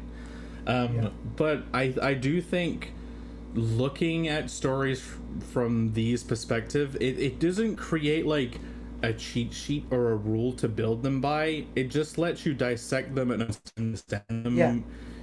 a little bit better. Like you just train your intuition, I think, by just breaking Yeah. stuff down like this. It's I- definitely never a rule. I like that it's not 3-act structure. Like, it's not like, all right, the first act should be 60%, second act 30%, fourth act 10%. Because that's not what it's talking about. It's more talking about, like, ingredients if you're cooking. Like, Yeah. you know? Yeah, I You gotta like that restrict- this is It- new. It's not like a strict structure, but it's just, well, how much should you proportion, what you should prioritize in your Yeah. story. Because we've all heard about the 3-act structure a million times, and it's kind of overdone. Yeah. I would actually argue that the golden proportional method can actually present for the first time a 2-act structure. Oh my Okay. god. We're removing a whole act, and it's all down to the golden pivot. And your mind will be blown away by the golden Is the golden pivot the halfway point all the time? Or? So it isn't. It actually isn't. Okay. It's it's the next slide. It turns out they're just like that at 61%. You'll be surprised, and Phil, you'll be able to pull it apart. You'll be like, well, I watched this one film and it didn't have a golden pivot in it, and it was really good. So you're an idiot. But at about 61 point whatever percent of a thing, I found a bunch of stories that like episodes, films that have this like golden pivot moment. So it's like you have the golden ratio, the 60%, and then this like layered on top of it 60 30 10. But yeah, the idea is with this is just thinking of some proportional hierarchy for the types of content. We naturally operate in hierarchies. Nature has a hierarchy. So like if you had main plot and B plot, and the B plot was the 60%, people you might be like, why does my story not feel like it's focusing on the main character enough? Then you might realize, oh man, more like over 60% of the story is focused on side characters. That happened with me with Connell. You know what I mean? Like I realized Yeah. I had to put Connell in 60 plus. Oh, But yeah. Can you take this down further? So after 10% is like 3%, and then 1%, and then 1/3%. But you go Yeah, above so- 100% if you do that. In the 10%, like the sprinkles, like say you're applying this to your casting, right? You have the core group, which is this, they'll take up like 60% of the content generally. Then you have like your like side characters, so you have like the Simpsons family. Then you have like Apu and Grandpa and the teachers at the school kind of thing. Disco Stew. And then, well, Disco Stew's in the 10%. He's a sprinkle. He'll show Sprinkle, up you're right. every Oh, now yeah. and then. Right. You make your sprinkle characters to have the one-off jokes, and in some stories, like the mafia guys could be the 30%. Right. But- Yeah. Yeah. If it's more centric around that stuff. Oh, both auctions alive. Before we go on to the next thing, we can Yes! super quickly if Phil goes over to this, Oh. we'll only Yeah, let me see if we'll I only can bring it up find- quickly. What if an Yeah. accent was really redonkulous? That'd be a fun way to ruin your story. Just to have, like, The guy stare at the well, camera the all of thing a is, sudden. in the color theory version of the 60-30-10 rule, the accent is supposed to pop. Like, okay, if you have a character that has like an analogous color scheme for their clothing, like a yellow and an orange, and then they have really bright blue glasses, like that, it's meant to pop like that accent. Yeah. So, like, the Disco Stew or the Dr. Colossus character is supposed to, but how ridiculous are you talking? Like, what about a guy? If it's like a story, I wonder if there's like an example, but a guy, like, all of a sudden he looks at the camera and he's like, I gotta take a big shit. And then he runs out of the movie. And then it becomes a different golden pivot to the guy. Okay, that could be a golden pivot moment. You could just be hitting on golden pivot. Okay, I'll bring this up super quick, and then we can golden pivot. It's already at 3 bids. Holy crap! Thank you, everyone. Also, do you Jake, can you wrench me in your chat so I can post links? Why No. am I not wrenched? Don't do it. Rank Crap. Wars. What is this? How dare you? Yeah, How power am of I attorney on the freaking StreamYards. Give me a fucking wrench. Put user in timeout. Both As moderator. the pinned chat Standard has both of the moderator. links there. Thank you, There you guys. go. They are both pinned. Yes.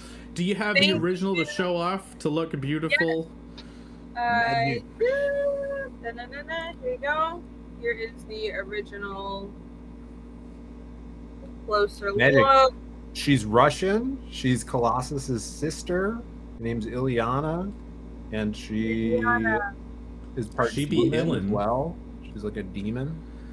Yeah, it's about the same size as the Eve. The Eve's a little one. I cut these for still papers myself, so it's like 11 by about 8 inches, but the Eve's about 8.4. She's a little wider, you guys. Wait, She's a little wider. Phil, what? Yeah. When it comes to magic, what is the 60% of her personality? What is the 30%? And what is the accent? So, like, she's Russian. That's the 60. She's a demon. Well, she's is that at 30? she's like Is a she's kind of like a bitch too. So like bitchy Russian, That's why people like her. 60%. Yeah, she's a hothead. The 30. okay, bitchy Russian. Yeah. But what's her Like bitchy accent Russian. personality? Is she Her- desperate for approval at 10%? I'm showing you what her accent is right now. That's, her accent she's is like- the 10% is cleavage. The 10% is like she's actually like a little girl. Like she's like That's creepy. No. she's like yeah, she's I like, don't think that really tracks. she's scared. With She's like a this drawing. scared I don't- child. She's Oh, I might she have- hides her Might be a problem fragility. if she's supposed to be a little girl. No, she's Not like to my a knowledge. scared That's true. child and hides her fragility with the 60%. There you go. Oh. That's the 10%. That's No, the that's 10% of good. her. That's That's the depth. Oh, the 10% is meant to Okay. be depth. You don't the. always. Yes. Yeah. That- It's supposed to add like I a little like bit her. of depth and texture. Cause like the first two in this, it's like hit the goal and then the other person's goal, and it's all just plot stuff. Like the sprinkles is Yeah. supposed to be like, oh, this is a whole. This The is a whole 10% event is like- now. This act- And they're all actually in love, but they hate each other. But they're. Yes, they're all desperate for attention. Okay, are you ready for the golden pivot moment? So you were saying that at some point a guy in a story has to take a real big shit, and then Yeah, the like rest imagine if of in the- Die Hard, like instead of saving the people, he looks at the camera and goes, "I gotta take a big shit," and then the rest of the and movie. then for the last 30% of the movie, it's just various shots within the bathroom of the place, whilst all of the action happens outside in audio only. Wait, that happens in Dumb and Dumber. Remember Lloyd puts laxative in his But- buddy's Oh drink? yeah. That's a part of the plot. It's Wait, actually that not might- relevant, and it's and it's No, funny. It's the pivot. It goldenly pivots. I It's think the that pivot, actually but is the it pivot works in with Dumb the and Dumber. comedy. It would The work in pivot Dumb and in Dumber, Dumb it and wouldn't work in Dumber Die is- Hard. Yeah. It's no when they pivot in Die betray. Hard. It's when they actively betray each other. When he does feed him the laxative. I think the Dumb and Dumber golden pivot is the shitting. It's where friends become Oh enemies. my god, that's hilarious. Okay, here we go. The true magic to this presentation, other than like you can divide stuff into hierarchies and it's useful to think of it that way. Right.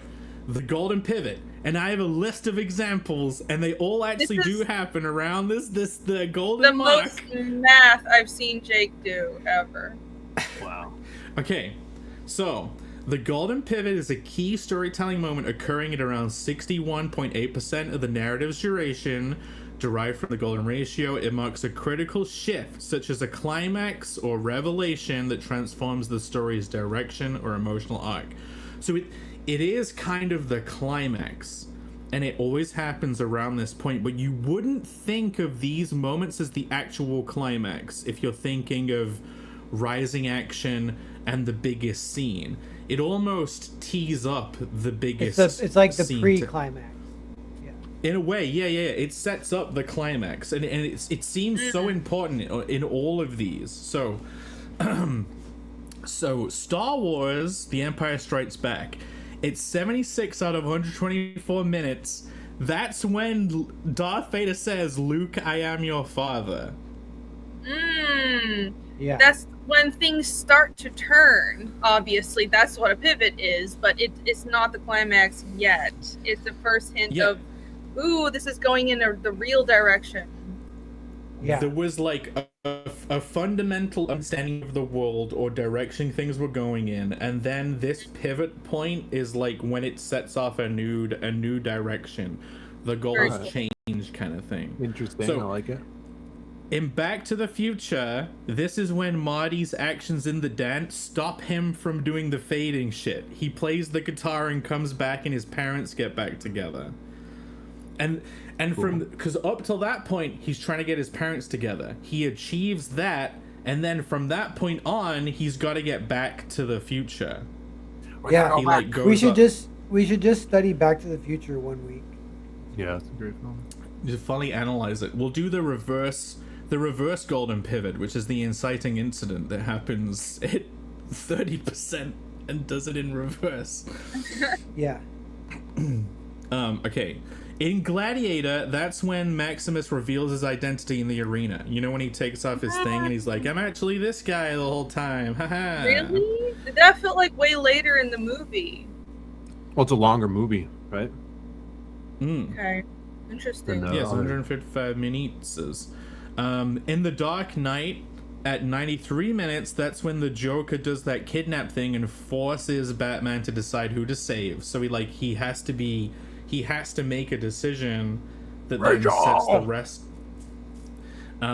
In Lord of the Rings, The Fellowship of the Ring, that's when the Fellowship is formed at the Council of Elrond or whatever. Rivendell. For some of this, it's like a point of no return.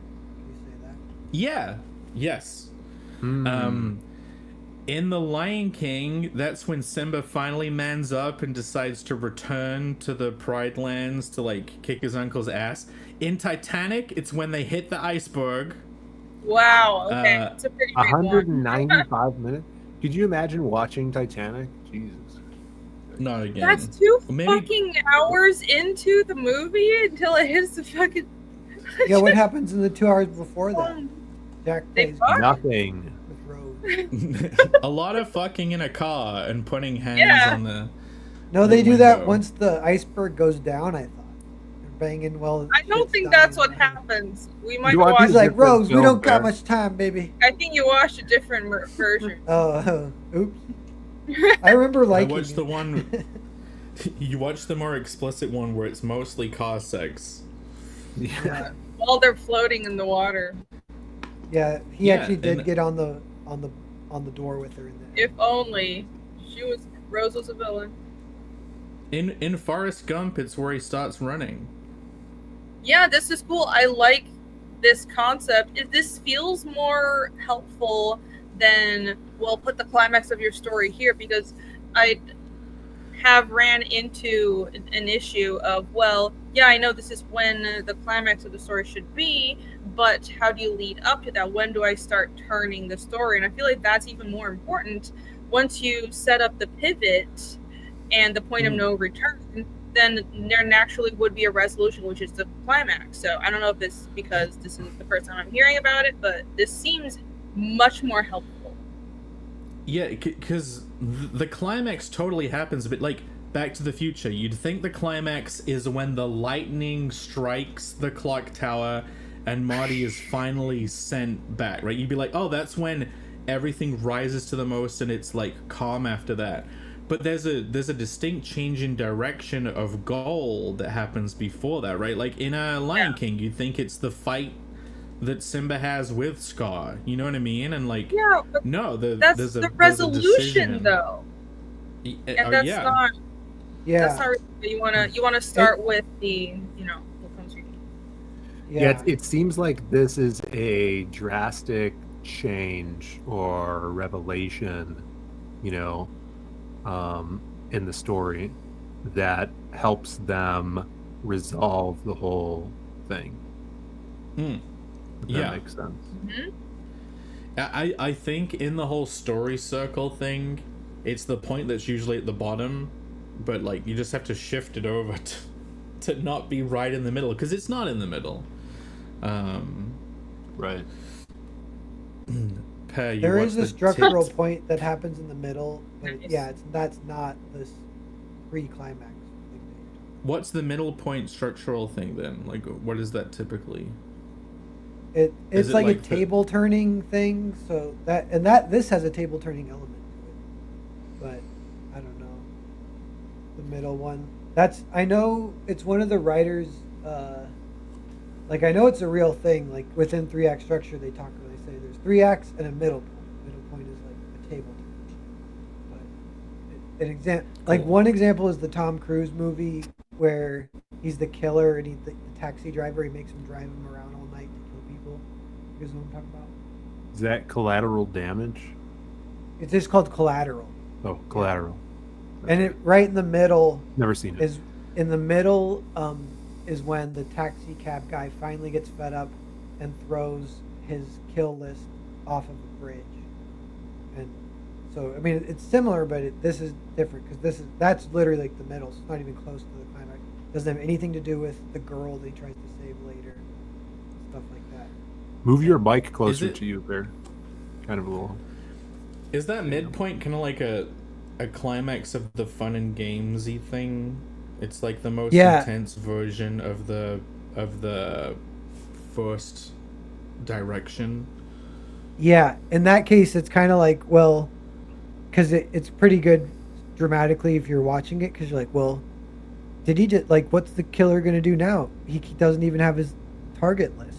Like, he's totally screwed. So he might kill Jamie Foxx, but then he's still screwed. And in the movie, what happens is he's, like, super pissed at Jamie Foxx, but he's like, I have to go back to the people who hired me to get it reprinted now, basically. Yeah. And they might kill me, so you have to go in and say you're me and get it and bring it back. And so that's like a whole change, like a little mini side quest that changes the pacing. It's really fun change up in the middle of the movie. Jamie Foxx has to like fake being a killer to get. I gotta watch that. Yeah, that's a good movie.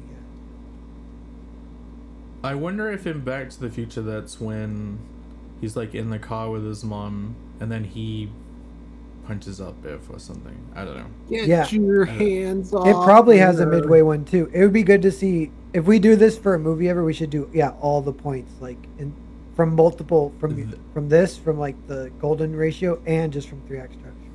See where. Yeah, that would be fun. Fully break down just one really good film. That either Back to the Future or Toy Story 1 is like that, like a perfect script.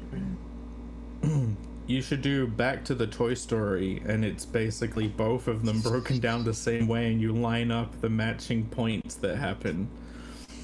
Yeah, it's a lot of work. Get AI. It's a lot of work. It's a lot to ask him.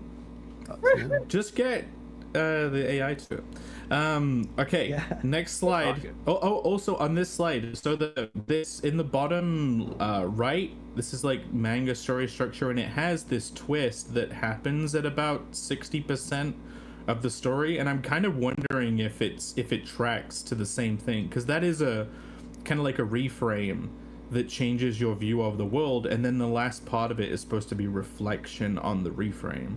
So I'm wondering if it's just happens to have been this, again, golden pivot, but it's like in all manga, and they even detail it in their structure.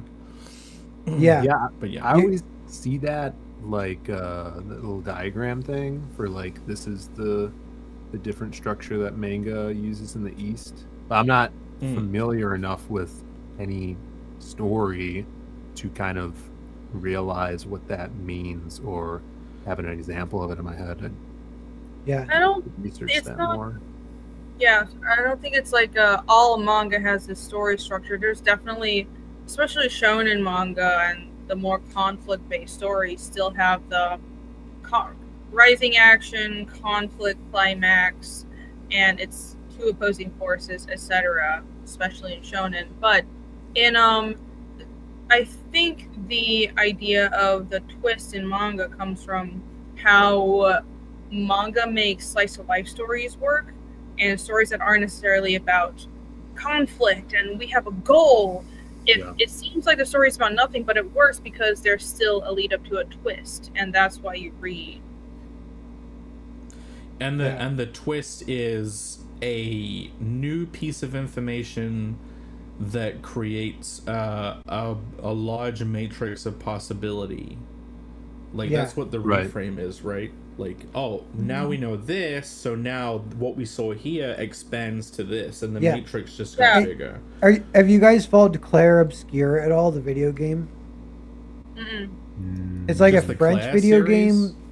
Okay. It just came out last week, and everyone's talking about it because it's like it's employees from like what's the biggest company that everyone hates? Bethesda. Yeah, you know, some company like that. They quit and then they made their own game that isn't woke into RPG turn-based game, kind of a throwback, but is really good graphics, kind of HBO style show. It has a really cool story. Yeah, Expedition. Ubisoft? Ubisoft, yeah. Oh, Expedition really? 33. But in that one, there's a woman called the Paintress who paints like a number on like this mountain that's super far away every year, and then the people who are that age all die, and so they're trying to kill her. So this is like it's a fun kind of manga thing, even though it's French, because it's a crazy concept, but they take it super seriously and it's super awesome. But I'm pretty sure, like, it's funny. I think I know like what the twist is, but it's even though you know what it is, it's kind of cool. I think if you actually manage to reach the Paintress, you're gonna find out she's doing that in a way that is actually like saving the world in a way, but it's like sacrificing these people is a negative aspect of it. Wow, Would you be able to take that 4-part story structure, that manga structure? Would you be able to apply that to Berserk, or is there like in different arcs that happens multiple times throughout the series? That's the structure that's supposed to be per chapter. That's supposed to be what happens per chapter, and it's the reframe and then the small amount of reflection. Because there's that sudden matrix expansion, it makes you want to read the next one. It's what makes manga addictive, chapter-wise. But I don't know if you have a more informed opinion, Nairi. I mean, I think Berserk I think the chapter structure jumps between what's more Western, like conflict based, and then chapter and arc structures that are more twist based. Because Berserk was very influenced by shoujo, which is girls comics and romance stories. So I think that is true. There's a lot of chapters where there's not a lot of conflict or fighting, but it's just character work, and it's interesting because there's a twist. It's not just people talking about nothing, but also overall as the story hasn't concluded yet, so don't know overall. Sure. It's very unique too. It's like I don't think the overall story follows any clear arc. It's like Guts changing from the more angry to the more protective personality was the twist of the overall story, I would say, but that was forever ago. So I'll have to wait till it concludes to see. I was going to bring up me. Go ahead. Let's finish. No, so if you're thinking, so Hostman is like, does the structure happen to episodic things? Like, yeah, episodic things would have its own version of this, and then like we're talking about with the arcs, if someone has a character arc, they have a golden pivot in their own character arc, which is their realization, but that would probably line up with the twist point within a chapter. So like each chapter would have its own twists, and this character would kind of like endure through those. Then at some point they have them and they line up. Like these twists or golden pivots happen across everything where there's a fundamental change, but just the big one that you would think would be the arc's twist, it kind of weaves a bunch of them together at once. Like if you want a truly epic arc twist, it's just because you have so many contributing factors all synchronizing on one pivot at the same time, I'd say. I think I think that it also depends on what kind of serialized story. So you have something like The Simpsons, for example, where there's a reset, and so there might be a twist and a climax every episode, but then there's a reset. But then for some other stories, something like My Hero Academia, every chapter has its own internal twist and internal arc. So problem, resolution, problem, climax, resolution, or problem, or lead up, twist, resolution. But then it doesn't reset. It's just little bits of character growth, and it builds up to an overall story that has its own arc. So the way I like to think about it is, whatever you want a character, all your characters to end up as like the climax of the story, that twist, break up that trajectory into small sections and have every chapter advance them a little more until the climax of the overall story, and then twist at the same time. Well, yep. At what point in the current chronology of Berserk, like what percentage does the nightmare happen? The full moon thing. It's so early though. Yeah. Yeah, but it's like even okay, you can do this twist with like character arcs, but also location stuff. Like in the Simpsons movie, I think at around 60% is probably where their house gets destroyed, and they have to leave the dome. Oh yeah. So you can pivot like character composition, locations. Anyway, I'll move on to the next slide. But yeah, like it, and again, like Per said, it's point of no return stuff with the twist. Yeah. No. Yeah. For sure. I like it. Okay, so I decided to take these two rules and like break down some popular Futurama episodes, just because I understand them the most, so I could kind of convey it the most. And so I have 60, 30, 10 breakdowns of these episodes, and then the pivot moment that happens at around 60%. So in Jurassic Park, the classic Fry's dog episode, 60% is Fry's kind of like pursuit of getting his dog back, his main goal. Then the kind of complementary or conflicting plot line with Bender is like Bender's jealous. He's trying to get Fry's attention. And then the 10%, the kind of things that thread together, like they keep making similar jokes about the old pizza parlor and how rancid it was. And on the Bender side, like Bender keeps being overly needy in little blips, and looking for attention. And that's the kind of like little repetitive rhythmic flair thing that happens all the way through. The saddest and episode. The pivot point happens when it's really sad. Fry thinks his dog lived a long and happy life, right? It's like, oh, it changes everything. He doesn't care about bringing him back to life then because of this pivot. But then turns out he didn't, actually, because he was waiting for him. And then later on in one of the movies they did, turns out he did have a happy life because Fry comes to the past and hangs out with them, and he doesn't completely erase. Completely. Do you guys know they retconned their own tragic ending? Yeah. They retconned their best episode to completely ruin it for no reason.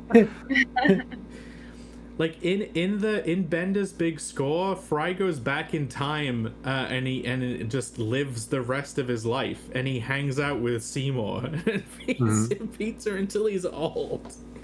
That twist of like that was old Fry, that was funky though. Yeah. That poor dog was no, not in the time travel version. Seymour did wait, but then he didn't have to anymore because. Okay, in the Sting. So the Sting one is the one where they go and get the honey from the space bees, and Fry dies. Anyone remember that? Yeah, that one's a great one too. What happens when he dies? Does he get stung? So he goes he keeps waking up. It's like he's in infinite dreams. No, Leela's in the infinite dreams. So 60% is Leela's hallucination thrill ride. So she thinks Fry's dead, and she keeps seeing Fry in her dreams. And like that's the main core driving truth. The 30% is everyone else's reaction to Fry's death, which it either supports her or conflicts her. It's like you need to chill out kind of stuff. And then the 10% of the sprinkles, the repetitive thread, it's like there's a lot of bee imagery. Obviously, they even do a musical number with the singing bees. Like they keep the bee and the honey going all the way through. But then like the repeating thing is Fry is always saying just wake up, and then she wakes up and realizes she was dreaming each time. But there is a golden pivot moment where Leela drops honey on the couch, and a real Fry is created from the honey. And then instead of this like dreaming repetition thing that's like this one kind of note, it changes the note. Like now they have a real Fry in there who's real, and they're analyzing him, and it all becomes physical, and people are like, this is crazy. His DNA reconstituted from the honey. But what was the thing that actually happened? Because isn't there a twist? It was actually like she had gotten killed, and they were trying to save her. She was stung. Yeah, she was in a coma the whole time, and Fry was by her bed saying, "Just wake up." He never left her. Like a dummy. Like that would actually do something. I would. There's like emotion. Staying by the bed of someone you care about. That's dumb. What a good show. I would waste my entire life doing that for someone special enough, and then they'd wake up and they'd be like, "I don't know who you are. I'm gonna they forget another relationship with my friend." Yeah, my friend that happened to him and his girlfriend. He was in a coma for 2 weeks. He almost died, and then he woke up and she had been there the whole time. So they got married, and then she became a terrible alcoholic, burned their house down. They got divorced 2 years.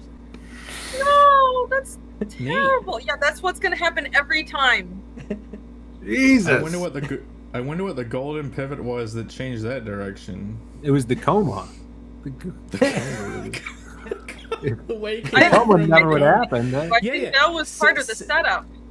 Yes, sitting with her during the coma was like the climax of the first 60% of their relationship. Then waking up from the coma was the pivot that started the downfall. That could be that should be a comic strip you drop here. like that Yeah. story. Just like a 4-panel comic strip.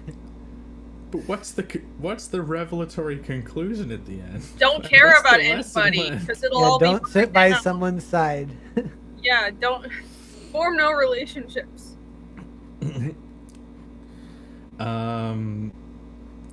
God damn, who wrote this PowerPoint? Fucking nuts. I don't know if this you mean in a good way or a bad way. An insane person wrote this PowerPoint. Well, the last one gets even insane. At Roswell that ends well, probably one of the best episode. Main plot is about the time travel and trying to get back, and that's like Leela and Farnsworth. There's the 30% is Fry hanging around with his apparently gay granddad and gets him killed. The texturing, the stuff that keeps getting re-hit upon is the style of joke. Obviously, it's all jokes about the past. It's all 1940s jokes. Is this the microwave one? Yeah, where he puts thing in the microwave whilst there's a supernova, and then they merge the energies. And yeah, the pivot point in that one is when he bangs his grandmother, because the whole time he's like, I'm gonna fade away, but it doesn't happen. It's a big mystery. Then he realizes he's his own grandfather. Yeah, you have the sugar cookies that clip. from my memory. That's what that's from, right? Yep, which is referenced in this clip too. Hey, you know what always cheers you up? Baking me a nice tray of sugar cookies. How about these cookies, sugar? You generously. That's the pre-pivot climax of her ripping her chest open. And then the actual climax is obviously they're stealing the radar dish. It's like literally after that pivot point and Fry's done that and they're like outside saying, I can't believe you did this. They're like, screw everything. Fry ruined the whole time travel paradox stuff anyway, so fuck it. We're gonna storm into the military base, steal the thing, and that's what sets. It's like the twist that sets up the actual climax, the final like whatever. We're just gonna go do this. Yeah. I love it. Yeah, Great example. the golden pivot. Yeah. So you can apply this to like anything. I could go on forever about breaking different elements of storytelling down to jerry rig this stupid pattern onto anything, and you can, and it works. And the golden pivot's always fun. But I just did it with one more thing, which is character, because I thought it would be fun for us to talk about. So this is golden proportionality, and the pivot point, well, there's no pivot point actually in character. The pivot point would be their arc, like their realization, but in episodic characters that it constantly changes, so it's not like baked in that much. Yeah, OG Farmer Futurama is so peak. So I have some characters, and maybe you'll agree, maybe you'll disagree, but yeah, you can kind of break their personality down into a hierarchy of traits. So Bender, cold, selfish asshole, always looking out for number one. But then the 30% is the entertaining razzmatazz, and you're like, you know what? Yeah, that's Bender-ish, but he would not be there without the sprinkles, which is the 10%. The little blips, the accent, the desperate need for approval that constantly comes up. Looking at these, it feels like what the character is known for, which is the cold selfishness and the badass side. It's what you market it as, but what people latch onto is the actual 10%, which is I have a little bit of thing, like a little bit of insecurity or a little bit of attachment, and that adds depth that makes them memorable. Because there's a lot of characters that are assholes or are badass, but they're not memorable. The first two are these either analogous, which means colors that are next to each other, or complementary traits. But then you have that accent one that like it improves the matrix of who they are, and it has to be a potent thing, and it is usually an opposite element. Well, yeah, that 60% is probably a mask that the character wears too. Yeah. You know. Very good. Yes. And their 10% is their truth, but they only let it out every now and what's then. underneath the mask. Right. Yeah. It's the want versus need. That 60% is what they want, but then the need is the 10% that peaks out sometimes. Oh, and then what's the 10%? For the 30s, or was it? What they The want, what they 30% need. is, it's like pizzazz, right? Yeah, the 10% is like who they glimmer. kill. Yeah. It's the glimmer of the truth. So with Bender, it's that need for approval. With, oh, actually no. I wonder what it is for Guts. So you can disagree with me on this one. So Guts, the 60% is that the trauma of the one guy in the tent. You know who I'm talking about. 60% is Donovan. I think know what that 60% is okay. Hold on. You took this idea from That's me. who he. I said Yeah. 60% is Griffith effed him, 30% is Donovan effed him, and then 10% is he wants to F Casca. His potato wife. Yes, he Well, wants no, to fuck the- potato. Goofy. The initial trauma that made him who he was that first one when he was growing up with the guy in the tent.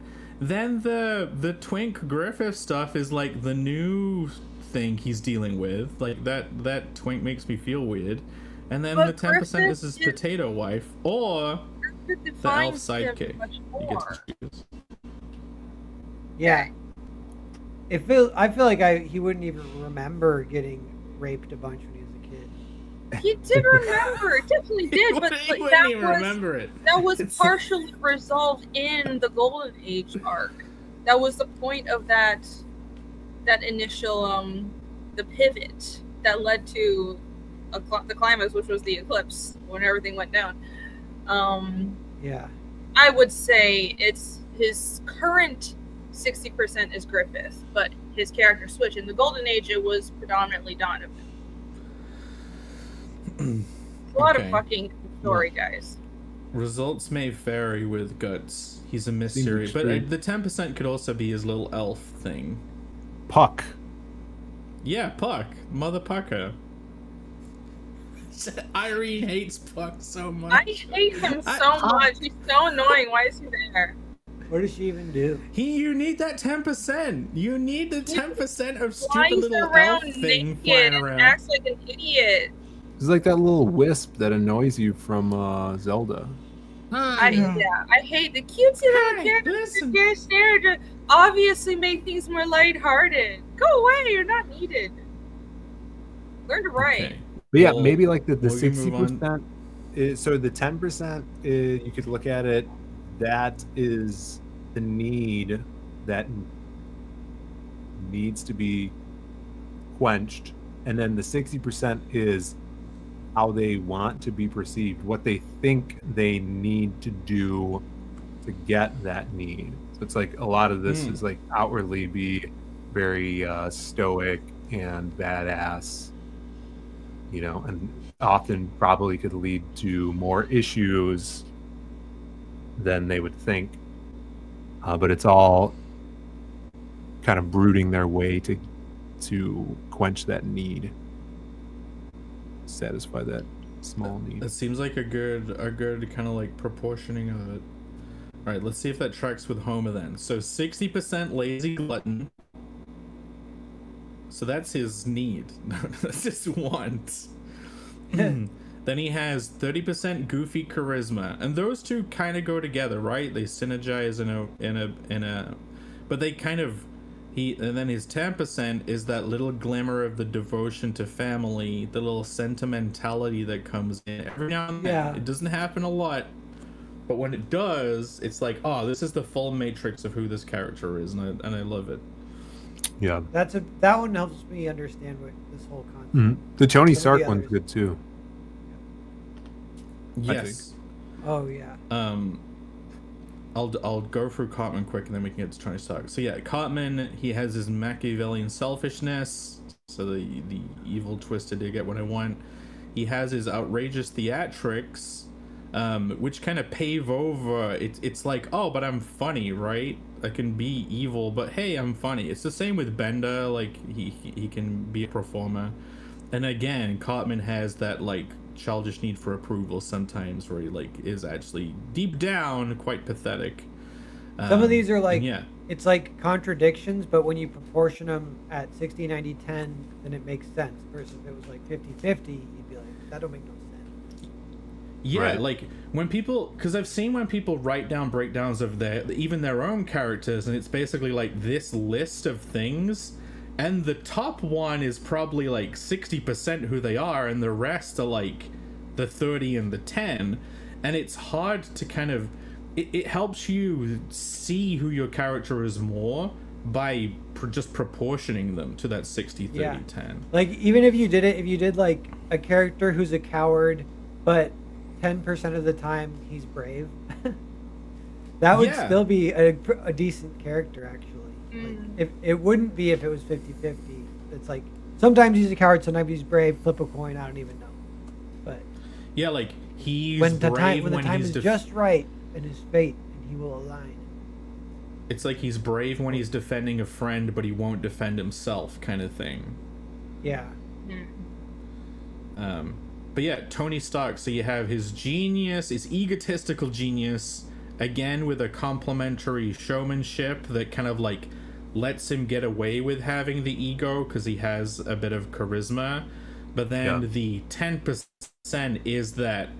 Like, that kind of, like, wounded desire for redemption and the little flash of guilt that you know is underpinning the whole thing and being hidden by the rest. Yeah. It's interesting. Yeah. I like it. Yeah, and I guess that one's not even a contradiction. That one's just a mask. It's either a mask or... Yeah, for sure. Yeah, I like breaking down characters. This is another cool way to do that. Yeah, like the first two are their mode of being, and then the last one is like what that mode of being is potentially hiding. Hey, Gooch is here. Hello. What's up, everyone? Welcome, what's up, man? Good to see you. The Gooch is doing an awesome job over on his channel. If you guys don't watch his stuff, you should go over and check it out because he has a great show going on. Good to see you, man. Yeah, I guess too with that 10%, you could exploit that to like open up wounds and weaknesses for the characters. You know, that's where they would be most vulnerable. Yeah, I mean, and say like in Homer, he's being an asshole. Well, asshole Homer sucks, but lazy and goofy and stupid. But then like.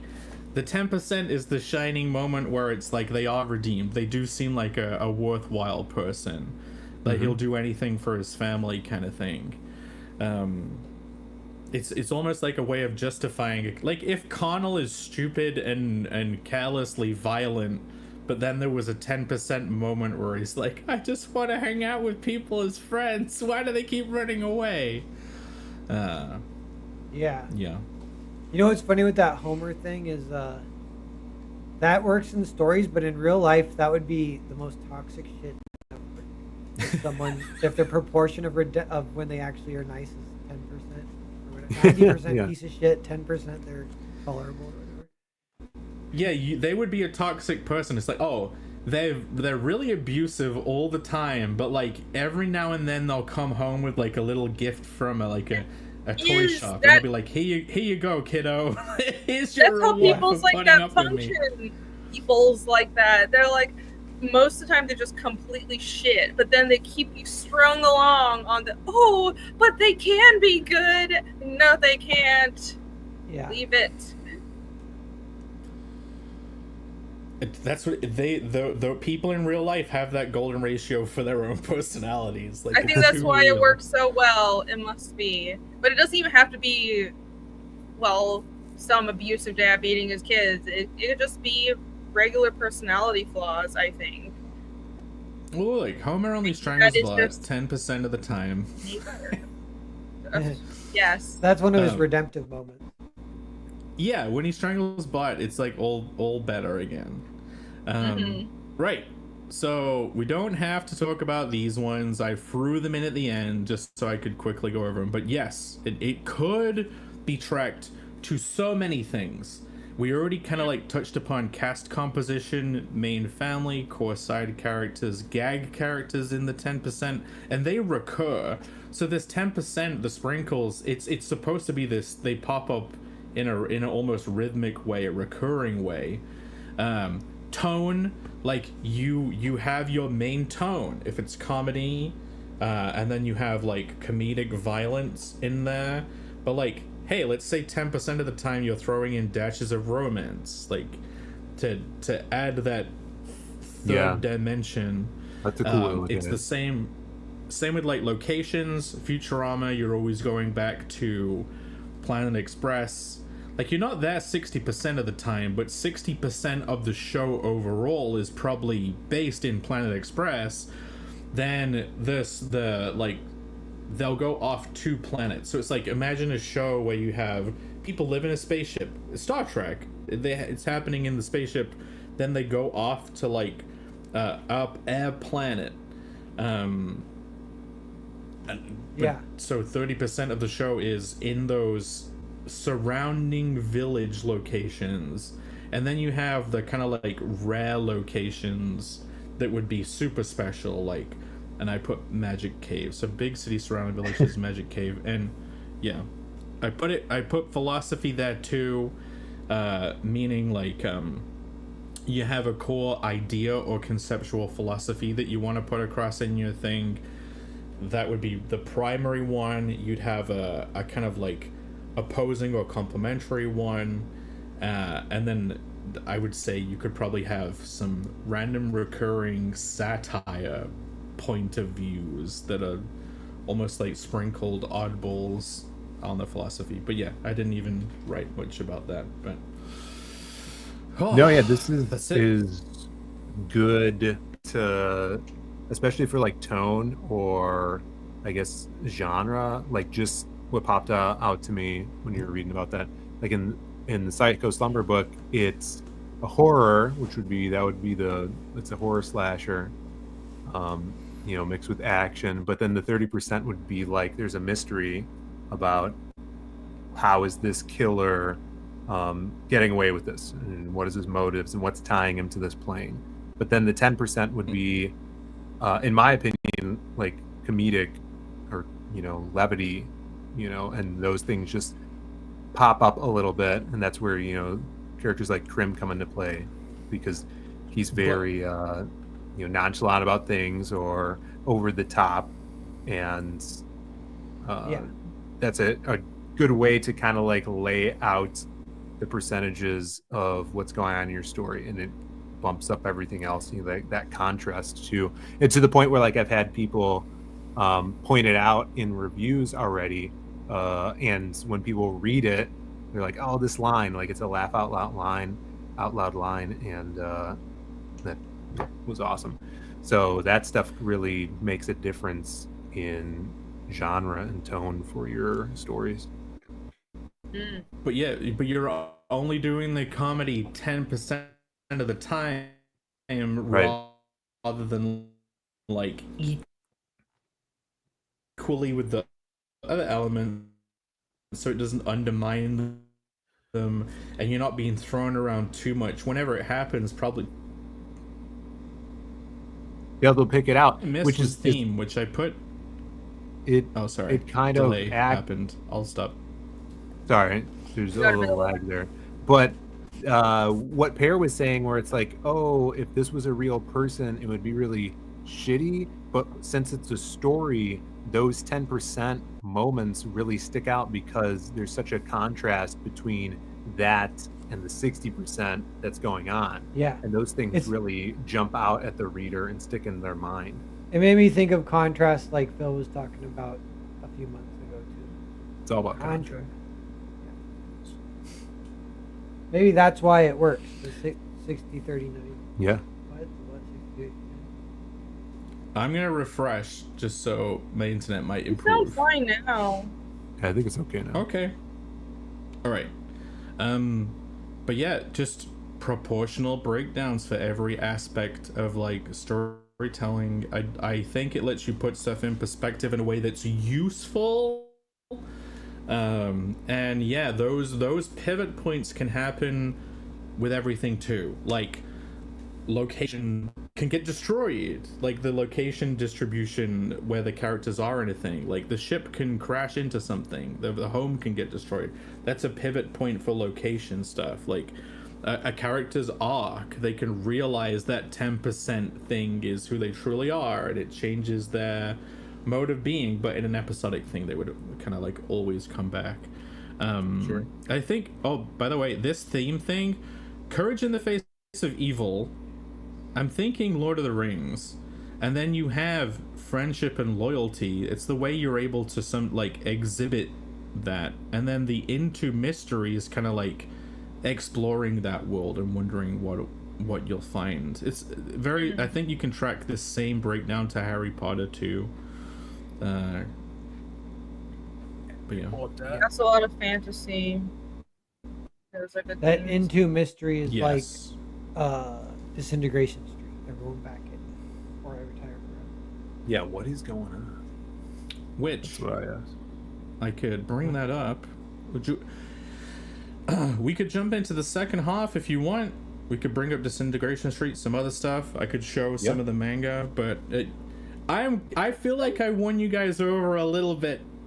From initially in the presentation, it's seeming like you can just track whatever pattern you want, but it was good. That was interesting to break down what movies and what comics had those proportions.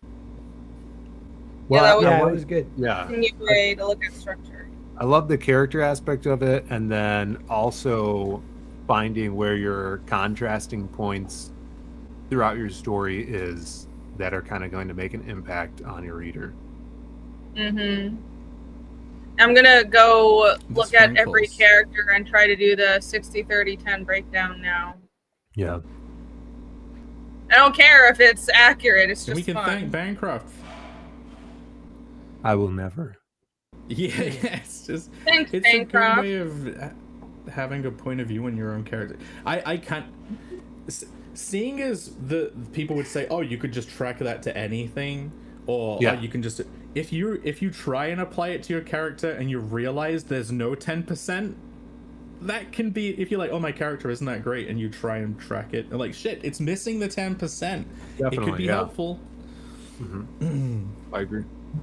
All right, let us dip into the second half. Where is the video? Don't go away. We have plenty of. Where is the cat video? What does it even look like?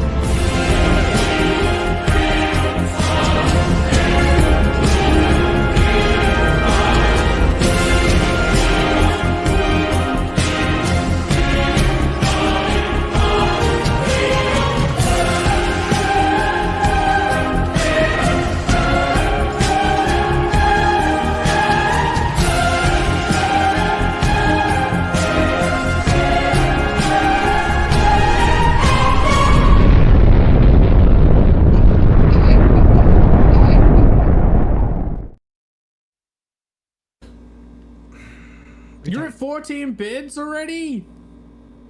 Oh, nice. I'm gonna need a snack. I'll be right back. Okay. I'm just by myself, talking to myself. Now that's chaos. Victor, you know what? While no one's here, I'll read the super chats out. Then I've technically read them. Why am I supposed to read these things out? Rini, got the message you sent? Are you serious? I am. Oh, is that? I'm pretty sure with Wix you get like 1 email a month, so that has to be like 5 months worth of emails. But yeah, I read them, Dale. I read them, Victor. Dale. Oh, pretty sure Dale doesn't want to be confused with Victor. Send more though. Send me more money. I finally cashed out the money on the old YouTubes. Thank you. That's okay. Well, thank you for the $4. 80-20% rule in group dynamics. Yeah. Well, that's the cast breakdown too, right? The group dynamic.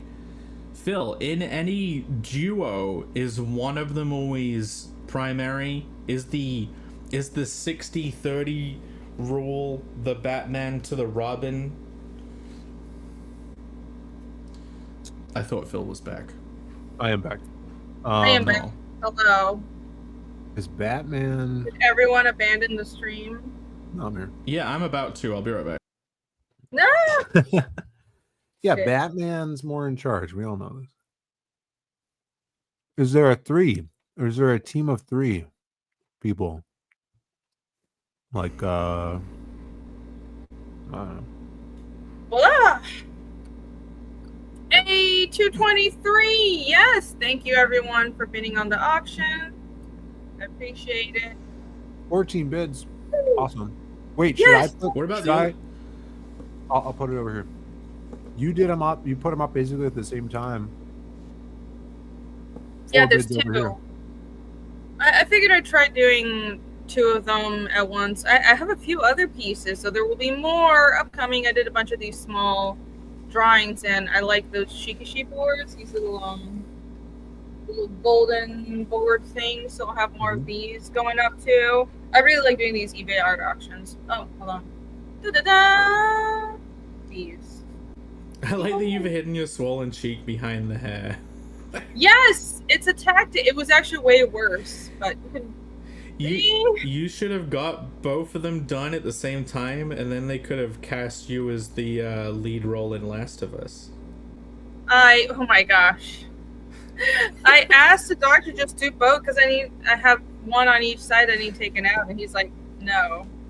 So I guess I have to suffer longer. He's like, let's drag out your pain instead of giving you more pain at once. Anyway. Victor Yes, says the magic. he'd buy a contorted looking Pokemon from. Has Noel ever drawn a Pokemon art? I don't know. No. If not, I wanted to draw a Charizard. A Narwhal Charizard? It would be epic. So I'm gonna put. I have those 2 remarked books. Should I put them up, both up at this on the tomorrow, or space it out? I don't know. I would say space it out. Yeah. It's Just not because like you the have same 50 of little them. different drawings on them. I only put these 2 up because I have a bunch. And I want to start auctioning comic pages, and I have a launch for chapter 3 coming up next month. So hopefully, fingers crossed. Anyways, so yeah, I wanted to get these done. Sweet. And then... Do you guys want to see some of the books I picked up whilst I was in Japan? Some of the illicit... Yeah, how many Trigun books did you get? Oh yes. I wish I should have got one of the Trigun versions and given it to you. I wished. I didn't know there was a Trigun section there until I looked at the photo later. The picture. Damn. It probably would have been some gay romance between Bash and Wolfwood. Yes, it definitely would have been like a BL someone drew it thing. Yowie. It would not have been anything else. Although, so the non-lewd things do exist. Victor saying hentai. No, that is not what I'm about to show off. I found this. Do you guys know Spy Family? Yes. Heard of it. Isn't it I Spy found X Family? this. Fist found- Family? And like it's like super Oh muscular. my god. versions. What's happening? Like Holy is this a merge? Is there another thing called Fist? Is it like not Fist of the What North is- Star or something? It's the North Star, Is right? this- That would be the most popular. Oh, Fist is thing. this Yeah, is by the is same this a- creator? I'm so confused. but it's not. No one's banging. Well, yeah, Anya's wearing this mask down here. Yeah, it's a cross of Fist of the North Star. Okay, so this is a Fist of the North Star mixed with my God. Spy Family. Look, everyone. There's like a big fight going on. I think it's a parody of the bit where they go to the school and all the animals are like released of the pen and there's like people in the animal outfits. Okay, other people know what it is. Rushbrook says that it's a little Jaggy's helmet in the bottom. That must be a Fist Yeah. of the North Star thing. When I saw this, I had to get it. I'm like, that's amazing. I have to get this. So I now have a cultural artifact. That's hilarious. A double parody, and it only costs me 400 yen. So that's like 4 Pokemon Arcade Machine gameplays. That's 400. really cheap. That's like $5, right? Yeah. Not Yeah. even. It's two quid. It's 2 gay British pounds. Because from Japanese, you remove the zeros and then half it, and that's what it is in Britland bucks. Hey, is Snuggy still in the chat? Ask him, and he may appear. Snuggy, you still here? Um, Snuggy just got his I'm still Psycho here. Summer book today, so he says he's gonna read it tonight. Excited. Shouts to Snug. Excellent. I'm looking forward to getting one at Heroes. Yeah, I'm gonna bring them. Bring them for sure. It's gonna be good. Rushbrook says he loves Fist of the North Star. It's his berserk. Well, maybe you could receive something fun as a gift. Maybe I should give that to you as a present if you love it so much. I'm pretty sure you already bought way too much manga in Japan, but it would have been nice to get gifts for everybody. You It just is give the people gifts of land stuff of you're your already dreams. bought. Yeah, just gift it all away. You just gotta read it first. So much stuff to buy. It's just a money. You said he'd love it. Well, Oh. you know what? You know what? Maybe you deserve it. Maybe you deserve it. I also I showed like a photo of a big rack of stuff, and someone pointed out this book. I don't know if they're watching, but they thought it was like an old school Muscle Men magazine thing they had when they were younger. But yeah, look, it's this thing. Yeah, wasn't that a TV show over here?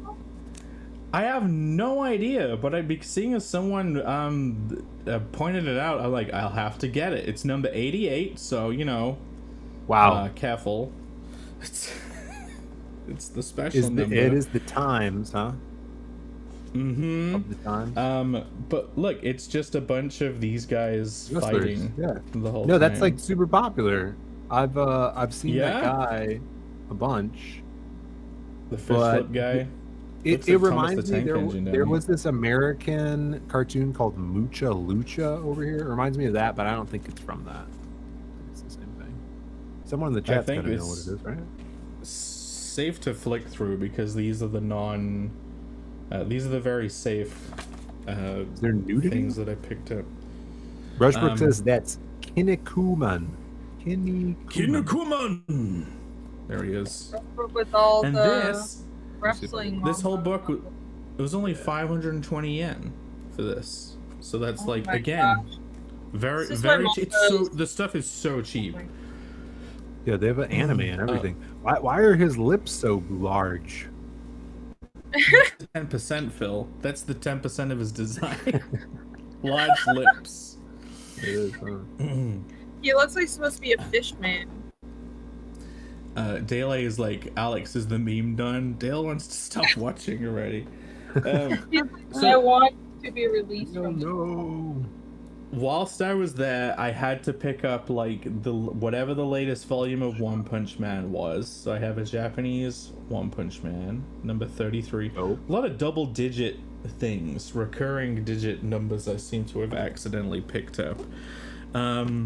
So I also thought I'll just try and get anything with Hitler on it. So Oh my God. Sounds like you. In the convenience store that we were next to, there was like 2 volumes that matched that criteria. I think this is okay to show. There was Brothers. He's up there. He's hanging out. It just Ghost Hitler in the corner. What the fuck? And I have no idea why he's on here. I'm not going to show the inside, but there was also this. Next thing you know, I Jake don't and know Kanye will be best friends. I don't know what this translated to, but look, it's like a world history thing. Modern All of the- histories, something like modern history's greatest killers or something. What? Greatest killers? Is that Donald Trump right there? Listen, I only Yeah, roughly yeah. read the kanji, okay? So this is not an accurate translation, but Xi Jinping, yeah, a large Putin. amount of killing the head leaders of a large amount of killing. That's the smaller kanji in the Yeah. bottom. I might be inaccurate. This might be inaccurate. Don't take my word for it, guys. So My they're Japanese super killers. shit. But I yeah, can't believe it. I thought it was great that just in the convenience store they had a manga with Trump on the cover. Oh my God. So let's see if I can find him. It's look, first page. Trump is and like Trump Putin exactly the pointing same at the thing camera. as Putin, and both of That them Putin? exactly the same as Awesome. Hitler. Can somebody with Well, better it's- Japanese please translate that? Look, he even has a photo of him young up here. He used the photo. Yeah. Young Putin? Where's the Trumpu? That's Fumetti style, huh? The what style? Fumetti, that's when you use photographs in comics. The Japanese food. It's Italian. Where is Trumpu? He's only in it for like a couple of pages. Ooh. So he's not really in it. They just wanted to use his face. There he is. That's Look, it's like a terrible. life. It's like their life and times of all of these figures. That's- That is hilarious. His ears are so funny. They're just circles, half circles. There you go. Your allies one day drew you like this. Amazing. Where is the Trumpu? I just wanted to show how they drew his face. I thought it was really Is he in fun. there? He's probably not in there. They just use him on the cover. No, he is in there. I flicked through before I got it because I was like, I'm not getting it just because he's on the cover. There has to be Good. some follow through here. Look, there's a little Joseph Stalin, a happy little Stalin guy. So happy.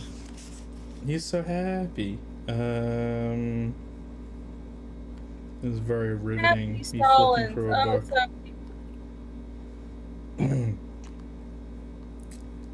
Is he like all the way in the back or something? Because it's the most recent one. Oh, I can't show that page. I don't know. Yeah, I really thought he would. I swear I saw him in here. I think even Obama's in here. Obama? Obama. Oh, okay. I think he's just like, here he is. Like, there's Trump. Oh yeah. He looks like a Fist of the North Star character. what? That's like Yeah. Fist of the North Star, Putin and Trump. Fist Like a of the Trump stone stuff. face. He might literally be only on the first page. Look, here's a big Zelensky. Oh no, is that him? Oh, That unfortunate beard. yes. Yeah, he's like the It neckbeard kind of of world weirdly leaders. looks like him, though. But it's all of them do look like themselves in a weird way. That's it. I genuinely think there was only one drawing of Trump, and it's like the first page. It's ruined. Oh, they have Saddam Hussein's in here too. Charming. But anyway, I don't know. I thought people would enjoy that. I did pretty enjoy it. Neat. What other manga did you pick up in Japan land? Okay, so I got to contrast the parody, the Fist of the North Star Spy Family. I got him whatever the most recent Spy Family is. Let's see if it's only volume 15. Okay, not 55. Spy X Family. Yeah, Specs Family. And look, they even have the little catalog-y things in the middle of them slotted. Is that where you vote? No, I think this might be just a catalog of what they offer, and it's like No, a the small. voting's Oh in look, the it's the folded thing. It's what we should be giving out at a convention, which is the Yes. little thing that has all of our books on it as a group flyer Yeah, it's gonna be with awesome. information about all of them. That'd be cool. But yes, there is that. But I also there was this one comic shop, and I can't remember what it's called. It was on Akihabara. Do you remember? Oh, look, I got whatever the most recent One Piece too. Quan Piece. Don Juan the Pokemon. It doesn't say the number on the spine. Maybe it's number 1. Was it the one in Akihabara? Are you talking about Comic Zine or Mandarake? The comic something. It wasn't Mandarake. It was the Comic Zen. Okay, so in Comic Zen, I found a bunch of very carnal adjacent manga, and they're not like it's not like an adult thing. It like rides the line the same as carnal. There was a whole series of this, which looks like a guy that goes around fantasy world collecting a harem, and then there was also this guy. It's like the same thing, but not like guy goes through fantasy world, and there's also whammons around. But yeah, look at the. That one's the best cover I've seen so far. Amazing. Yeah, you like the. You guys won't the believe this. Back boob. I think that's Go on. much better than Free Run. You guys won't believe this, but the meme. The meme is here? The meme is up. I think you missed. Away for these tits. I think you missed a few super chats. No, I mean, I read them while you were away. So Victor says for $2, Rainy, got the messages you sent. Are you serious? I am. I am. Followed up with Irene. Don't know what you're 5 talking about. emails You. promoting. I think he's. I might have sent relishing 5 it. since the new year because I send just monthly newsletters and that's it. So let's not mischaracterize. But thank you. got hacked. The email list. Irene got hacked. Oh, Yeah, please you do probably tell got me if I got hacked because that would Because she suck. roboted. Fuck. Can you hear me now? Yeah. Okay. Yes, What we can is hear you. this? But yeah, Alex, for $2, meme and backup mini meme are going up. Phil, Oh, if wow. you happen to make your screen less wide, we would definitely be able to see. I like that Irene is super Asian-y in this one. You just Why do I hyperdrived. look like some... That's like me with all the Polish and Jewish taken out. That actually looks kind of like my mom. That's a little creepy. That Are is those normal Pokemon post on the drug chips? binge arc. Why is Pear dressed like fuck is fucking Rastafarian. no, you're dressed like You look like a Helsing. Hasidic Jew, but Helsing version. yeah, Helsing. You got the Helsing hat. What's going I'm on? looking What's the who's drawing in the back? Actually British. That's the Oh, it's the greatest Oh, it's block. the golden ratio. Oh my god. Fibonacci Look, block. the golden spiral. Yes, Fibonacci block. I'll be honest, that was intentional, but that's good composition right there. Yeah. It is golden compass. Golden In fact, ratio the casino. physical side of the sizes of the cast makeup fits the golden ratio too. Hey, Phil is. Quick shout out to Irene for holding her cards facing the other direction. Oh, Yeah, that Yeah, sounds there we about go. right. That's what I would actually do. Good job. Love those. All right. Yeah, that was hilarious. They're going first. Why I still don't understand why is Jake Cowboy Bebop? Why do you look like some? It's Spike Spiegel, man. What are you at this? I look Does like that I would look look like if like I actually Spike looked British. He Oh, looks no, more like Bancroft. You look You like have- Bancroft.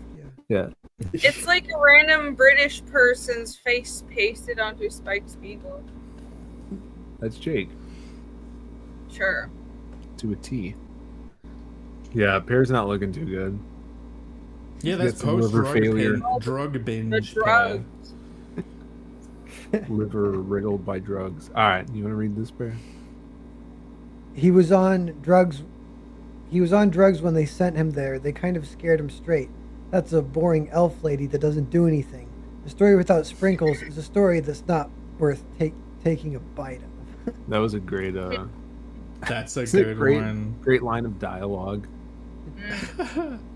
And this is true. Could you imagine watching Titanic? Jesus. So it all takes place on one street. It probably would have been a gay romance between Vash and Wolfwood. Oh, is that the elf that eats fast food? It's all great moments. Everyone's asking about the elf. Yeah. It's all about that elf.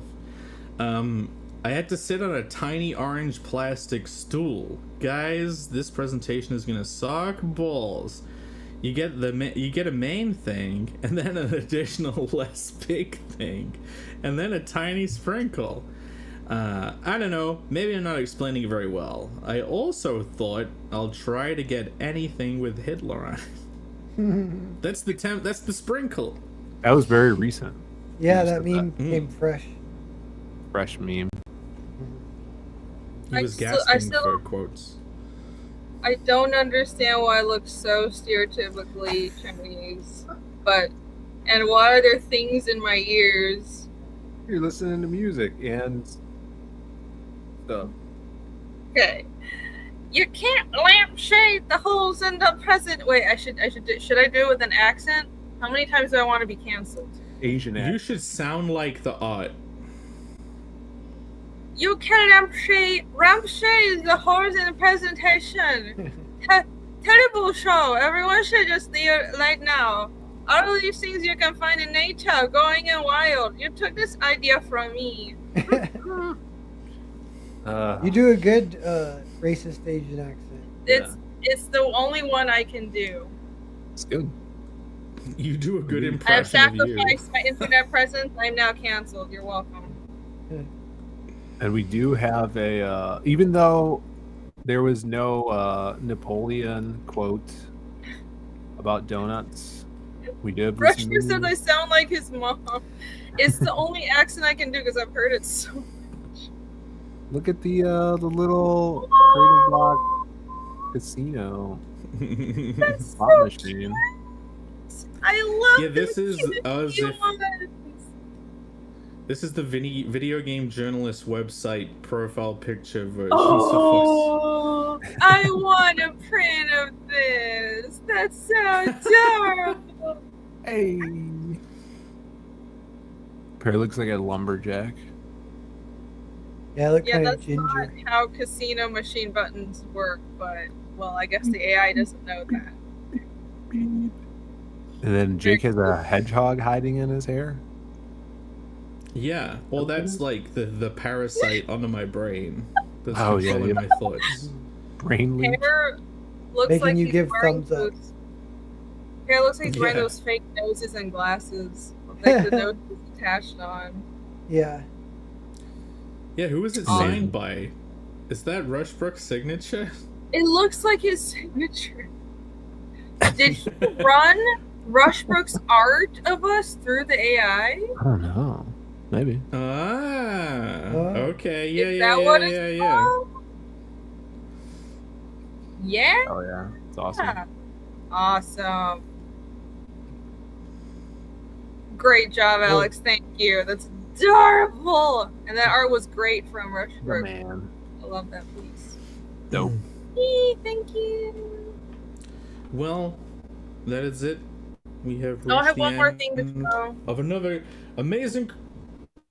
Okay. Yes, I was about another. to ask if anyone else has final thoughts.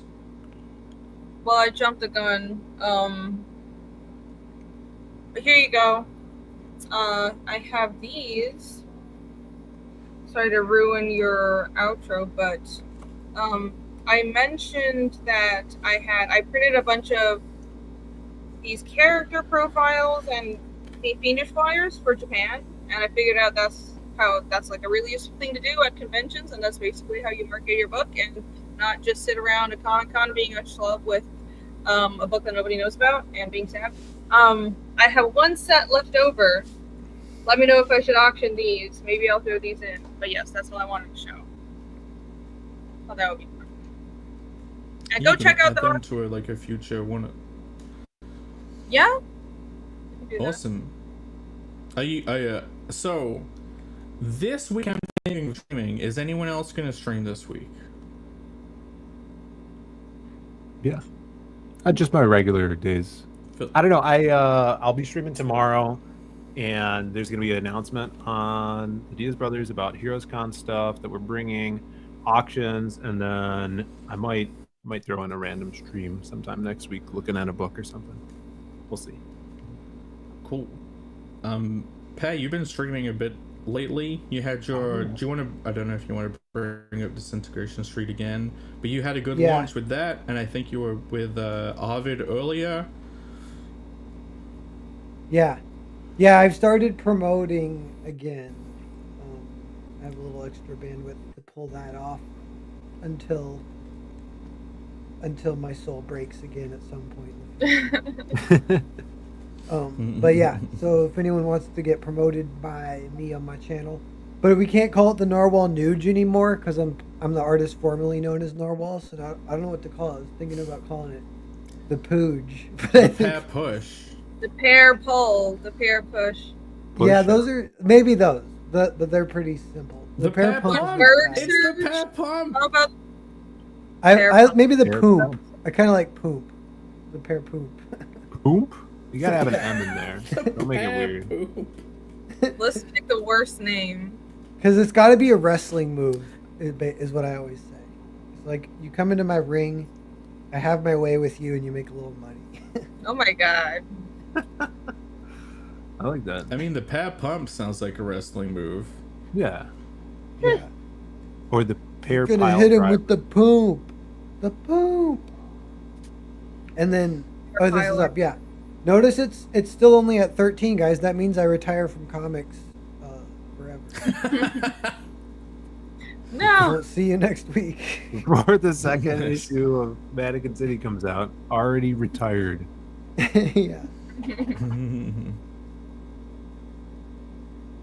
Well, very cool. Yeah, it's a cool looking book. Yeah, everybody get that. I'm gonna have to maybe we'll stream on my channel, pair about that book. Oh yeah. I'm down. Be cool.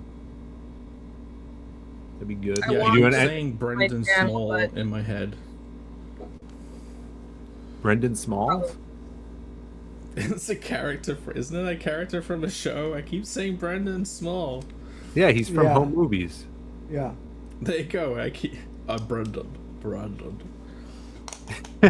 Yeah, that's the fat kid calling his friend's name. Brendan. Yeah, it was a good show. Pear, do you have any good or like plans for the launch of Vatican City 2? Are you going to any comic shops and standing outside of them or something? No, there's nothing around here. There are no shops. I mean, I could drive an hour and a half. There is one. You should still go there and just stand outside of them. You should Yeah, be like, like, anyway. hey man, I No. look, do a signing on a Wednesday when No, there's a like a, I don't know what you'd call it, like a boutique consignment shop, but they have a bunch of clothes and then they have graphic novels in the back. And so I go there a lot, and then I'll just buy some random books. And that guy seems cool enough, and he owns the place. You can tell it's him and his wife. And I was checking out with him once, and I was like, I was buying a Mark Miller book, and I was like, I'm working with this guy. I got a book coming out. And he's like, oh really? I'm like, yeah. He's like, that's cool. Here, see you later. I was like, oh okay.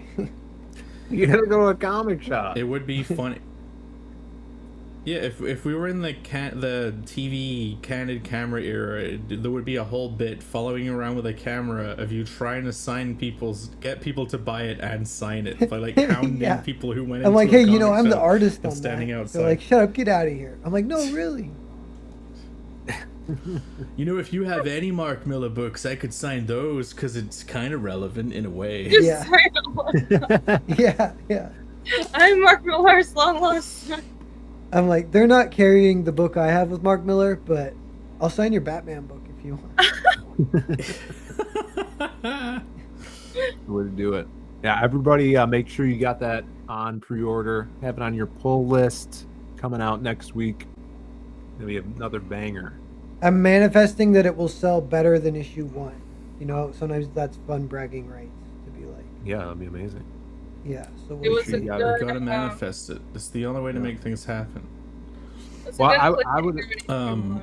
I'd imagine that they would buy more copies of issue 2 since all the stores I heard about had their copies sold out in the first day.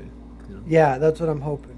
Everyone buy them, sell it out again, And then those When is can it- sit on the shelf. Not Yeah. yeah.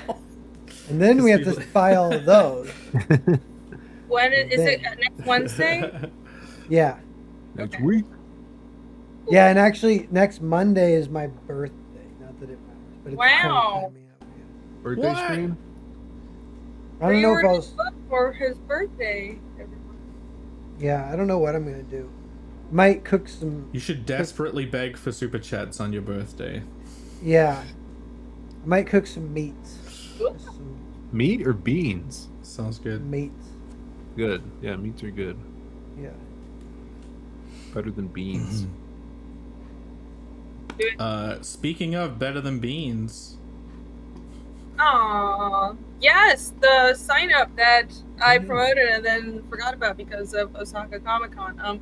Fiendish Chapter 3 is currently in sign up mode, so go to this page. Thank you for pulling it up. And if someone, thank you for the link. Alex Kirby already dropped it in the chat, so I much appreciate it. I'm hoping to launch in about a month.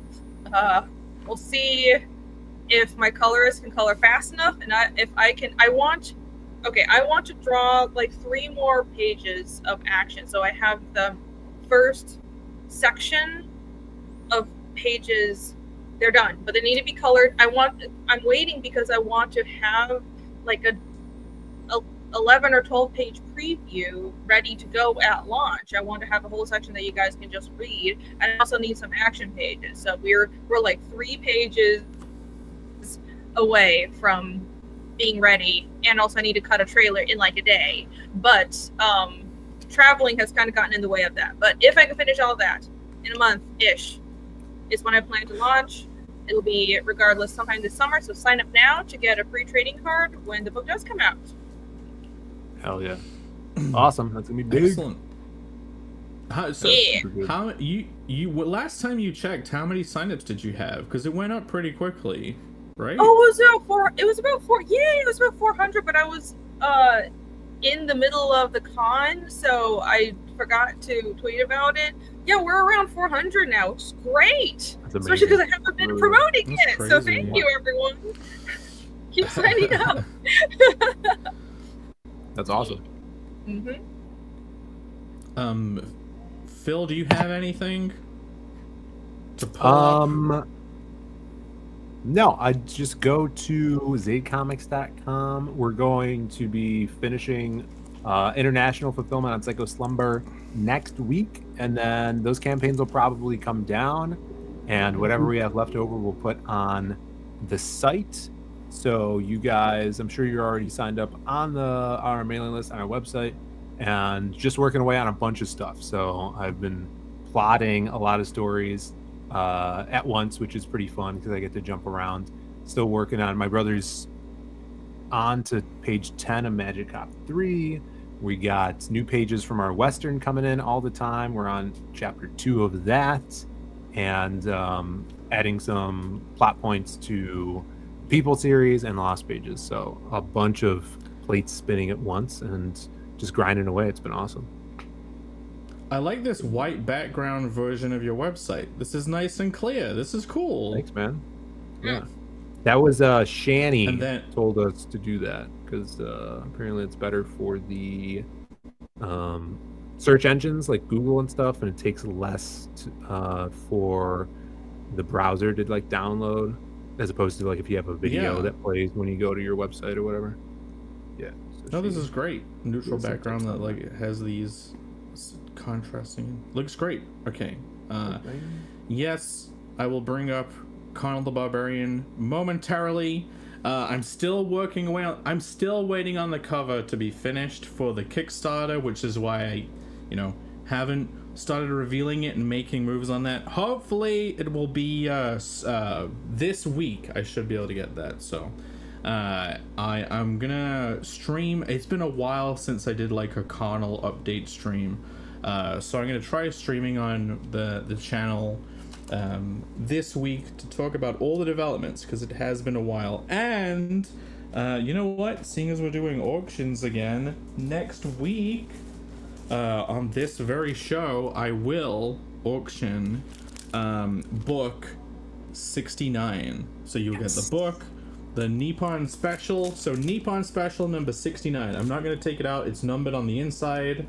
And you get the prints and one of the flyers that I did for the show too. So yeah, I'll do that. I'll auction that next week. But yeah, keep an eye out on the channel. I'll stream this week to talk about updates, because I want to build hype for the Kickstarter, and I have not been. But yeah, so thanks for checking that out. Gonna be dope.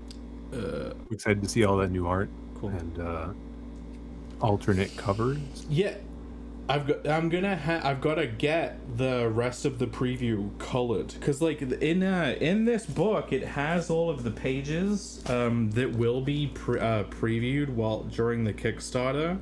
Mm-hmm.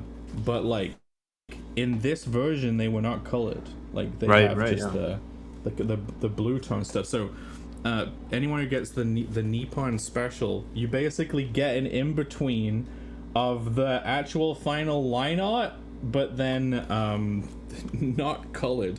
And in fact, people have seen this page from I will not reveal one half of this. Yeah, so people remember this page from the Indiegogo page. So this is even a non-full colored version of this. Oh yeah.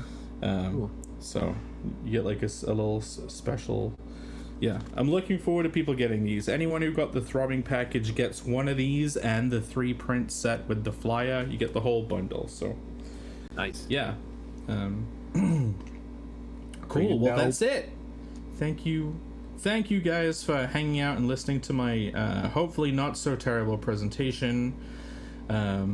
Both panel and the wonderful audience who has been here the whole time. Yeah, thank you guys Alex, so much for the meme. That was so cool. Tune in tomorrow, Diaz Brothers show on Zid Comics channel. We got a bunch of cool reveals, auction stuff going up there. I'll see you then. What's that? 7:30 Eastern time. See you guys next week for another creative blog. It should be on my channel if I am still capable of talking after getting more teeth pulled. Oh my goodness. I Here you hope go. so. Fingers crossed. Chipmunk mode. Let's go. Double chipmunk mode. It's gonna be good. Okay, without further ado, I will click the button. Bye. Bye. Where? Bye. Which one is it? Find the big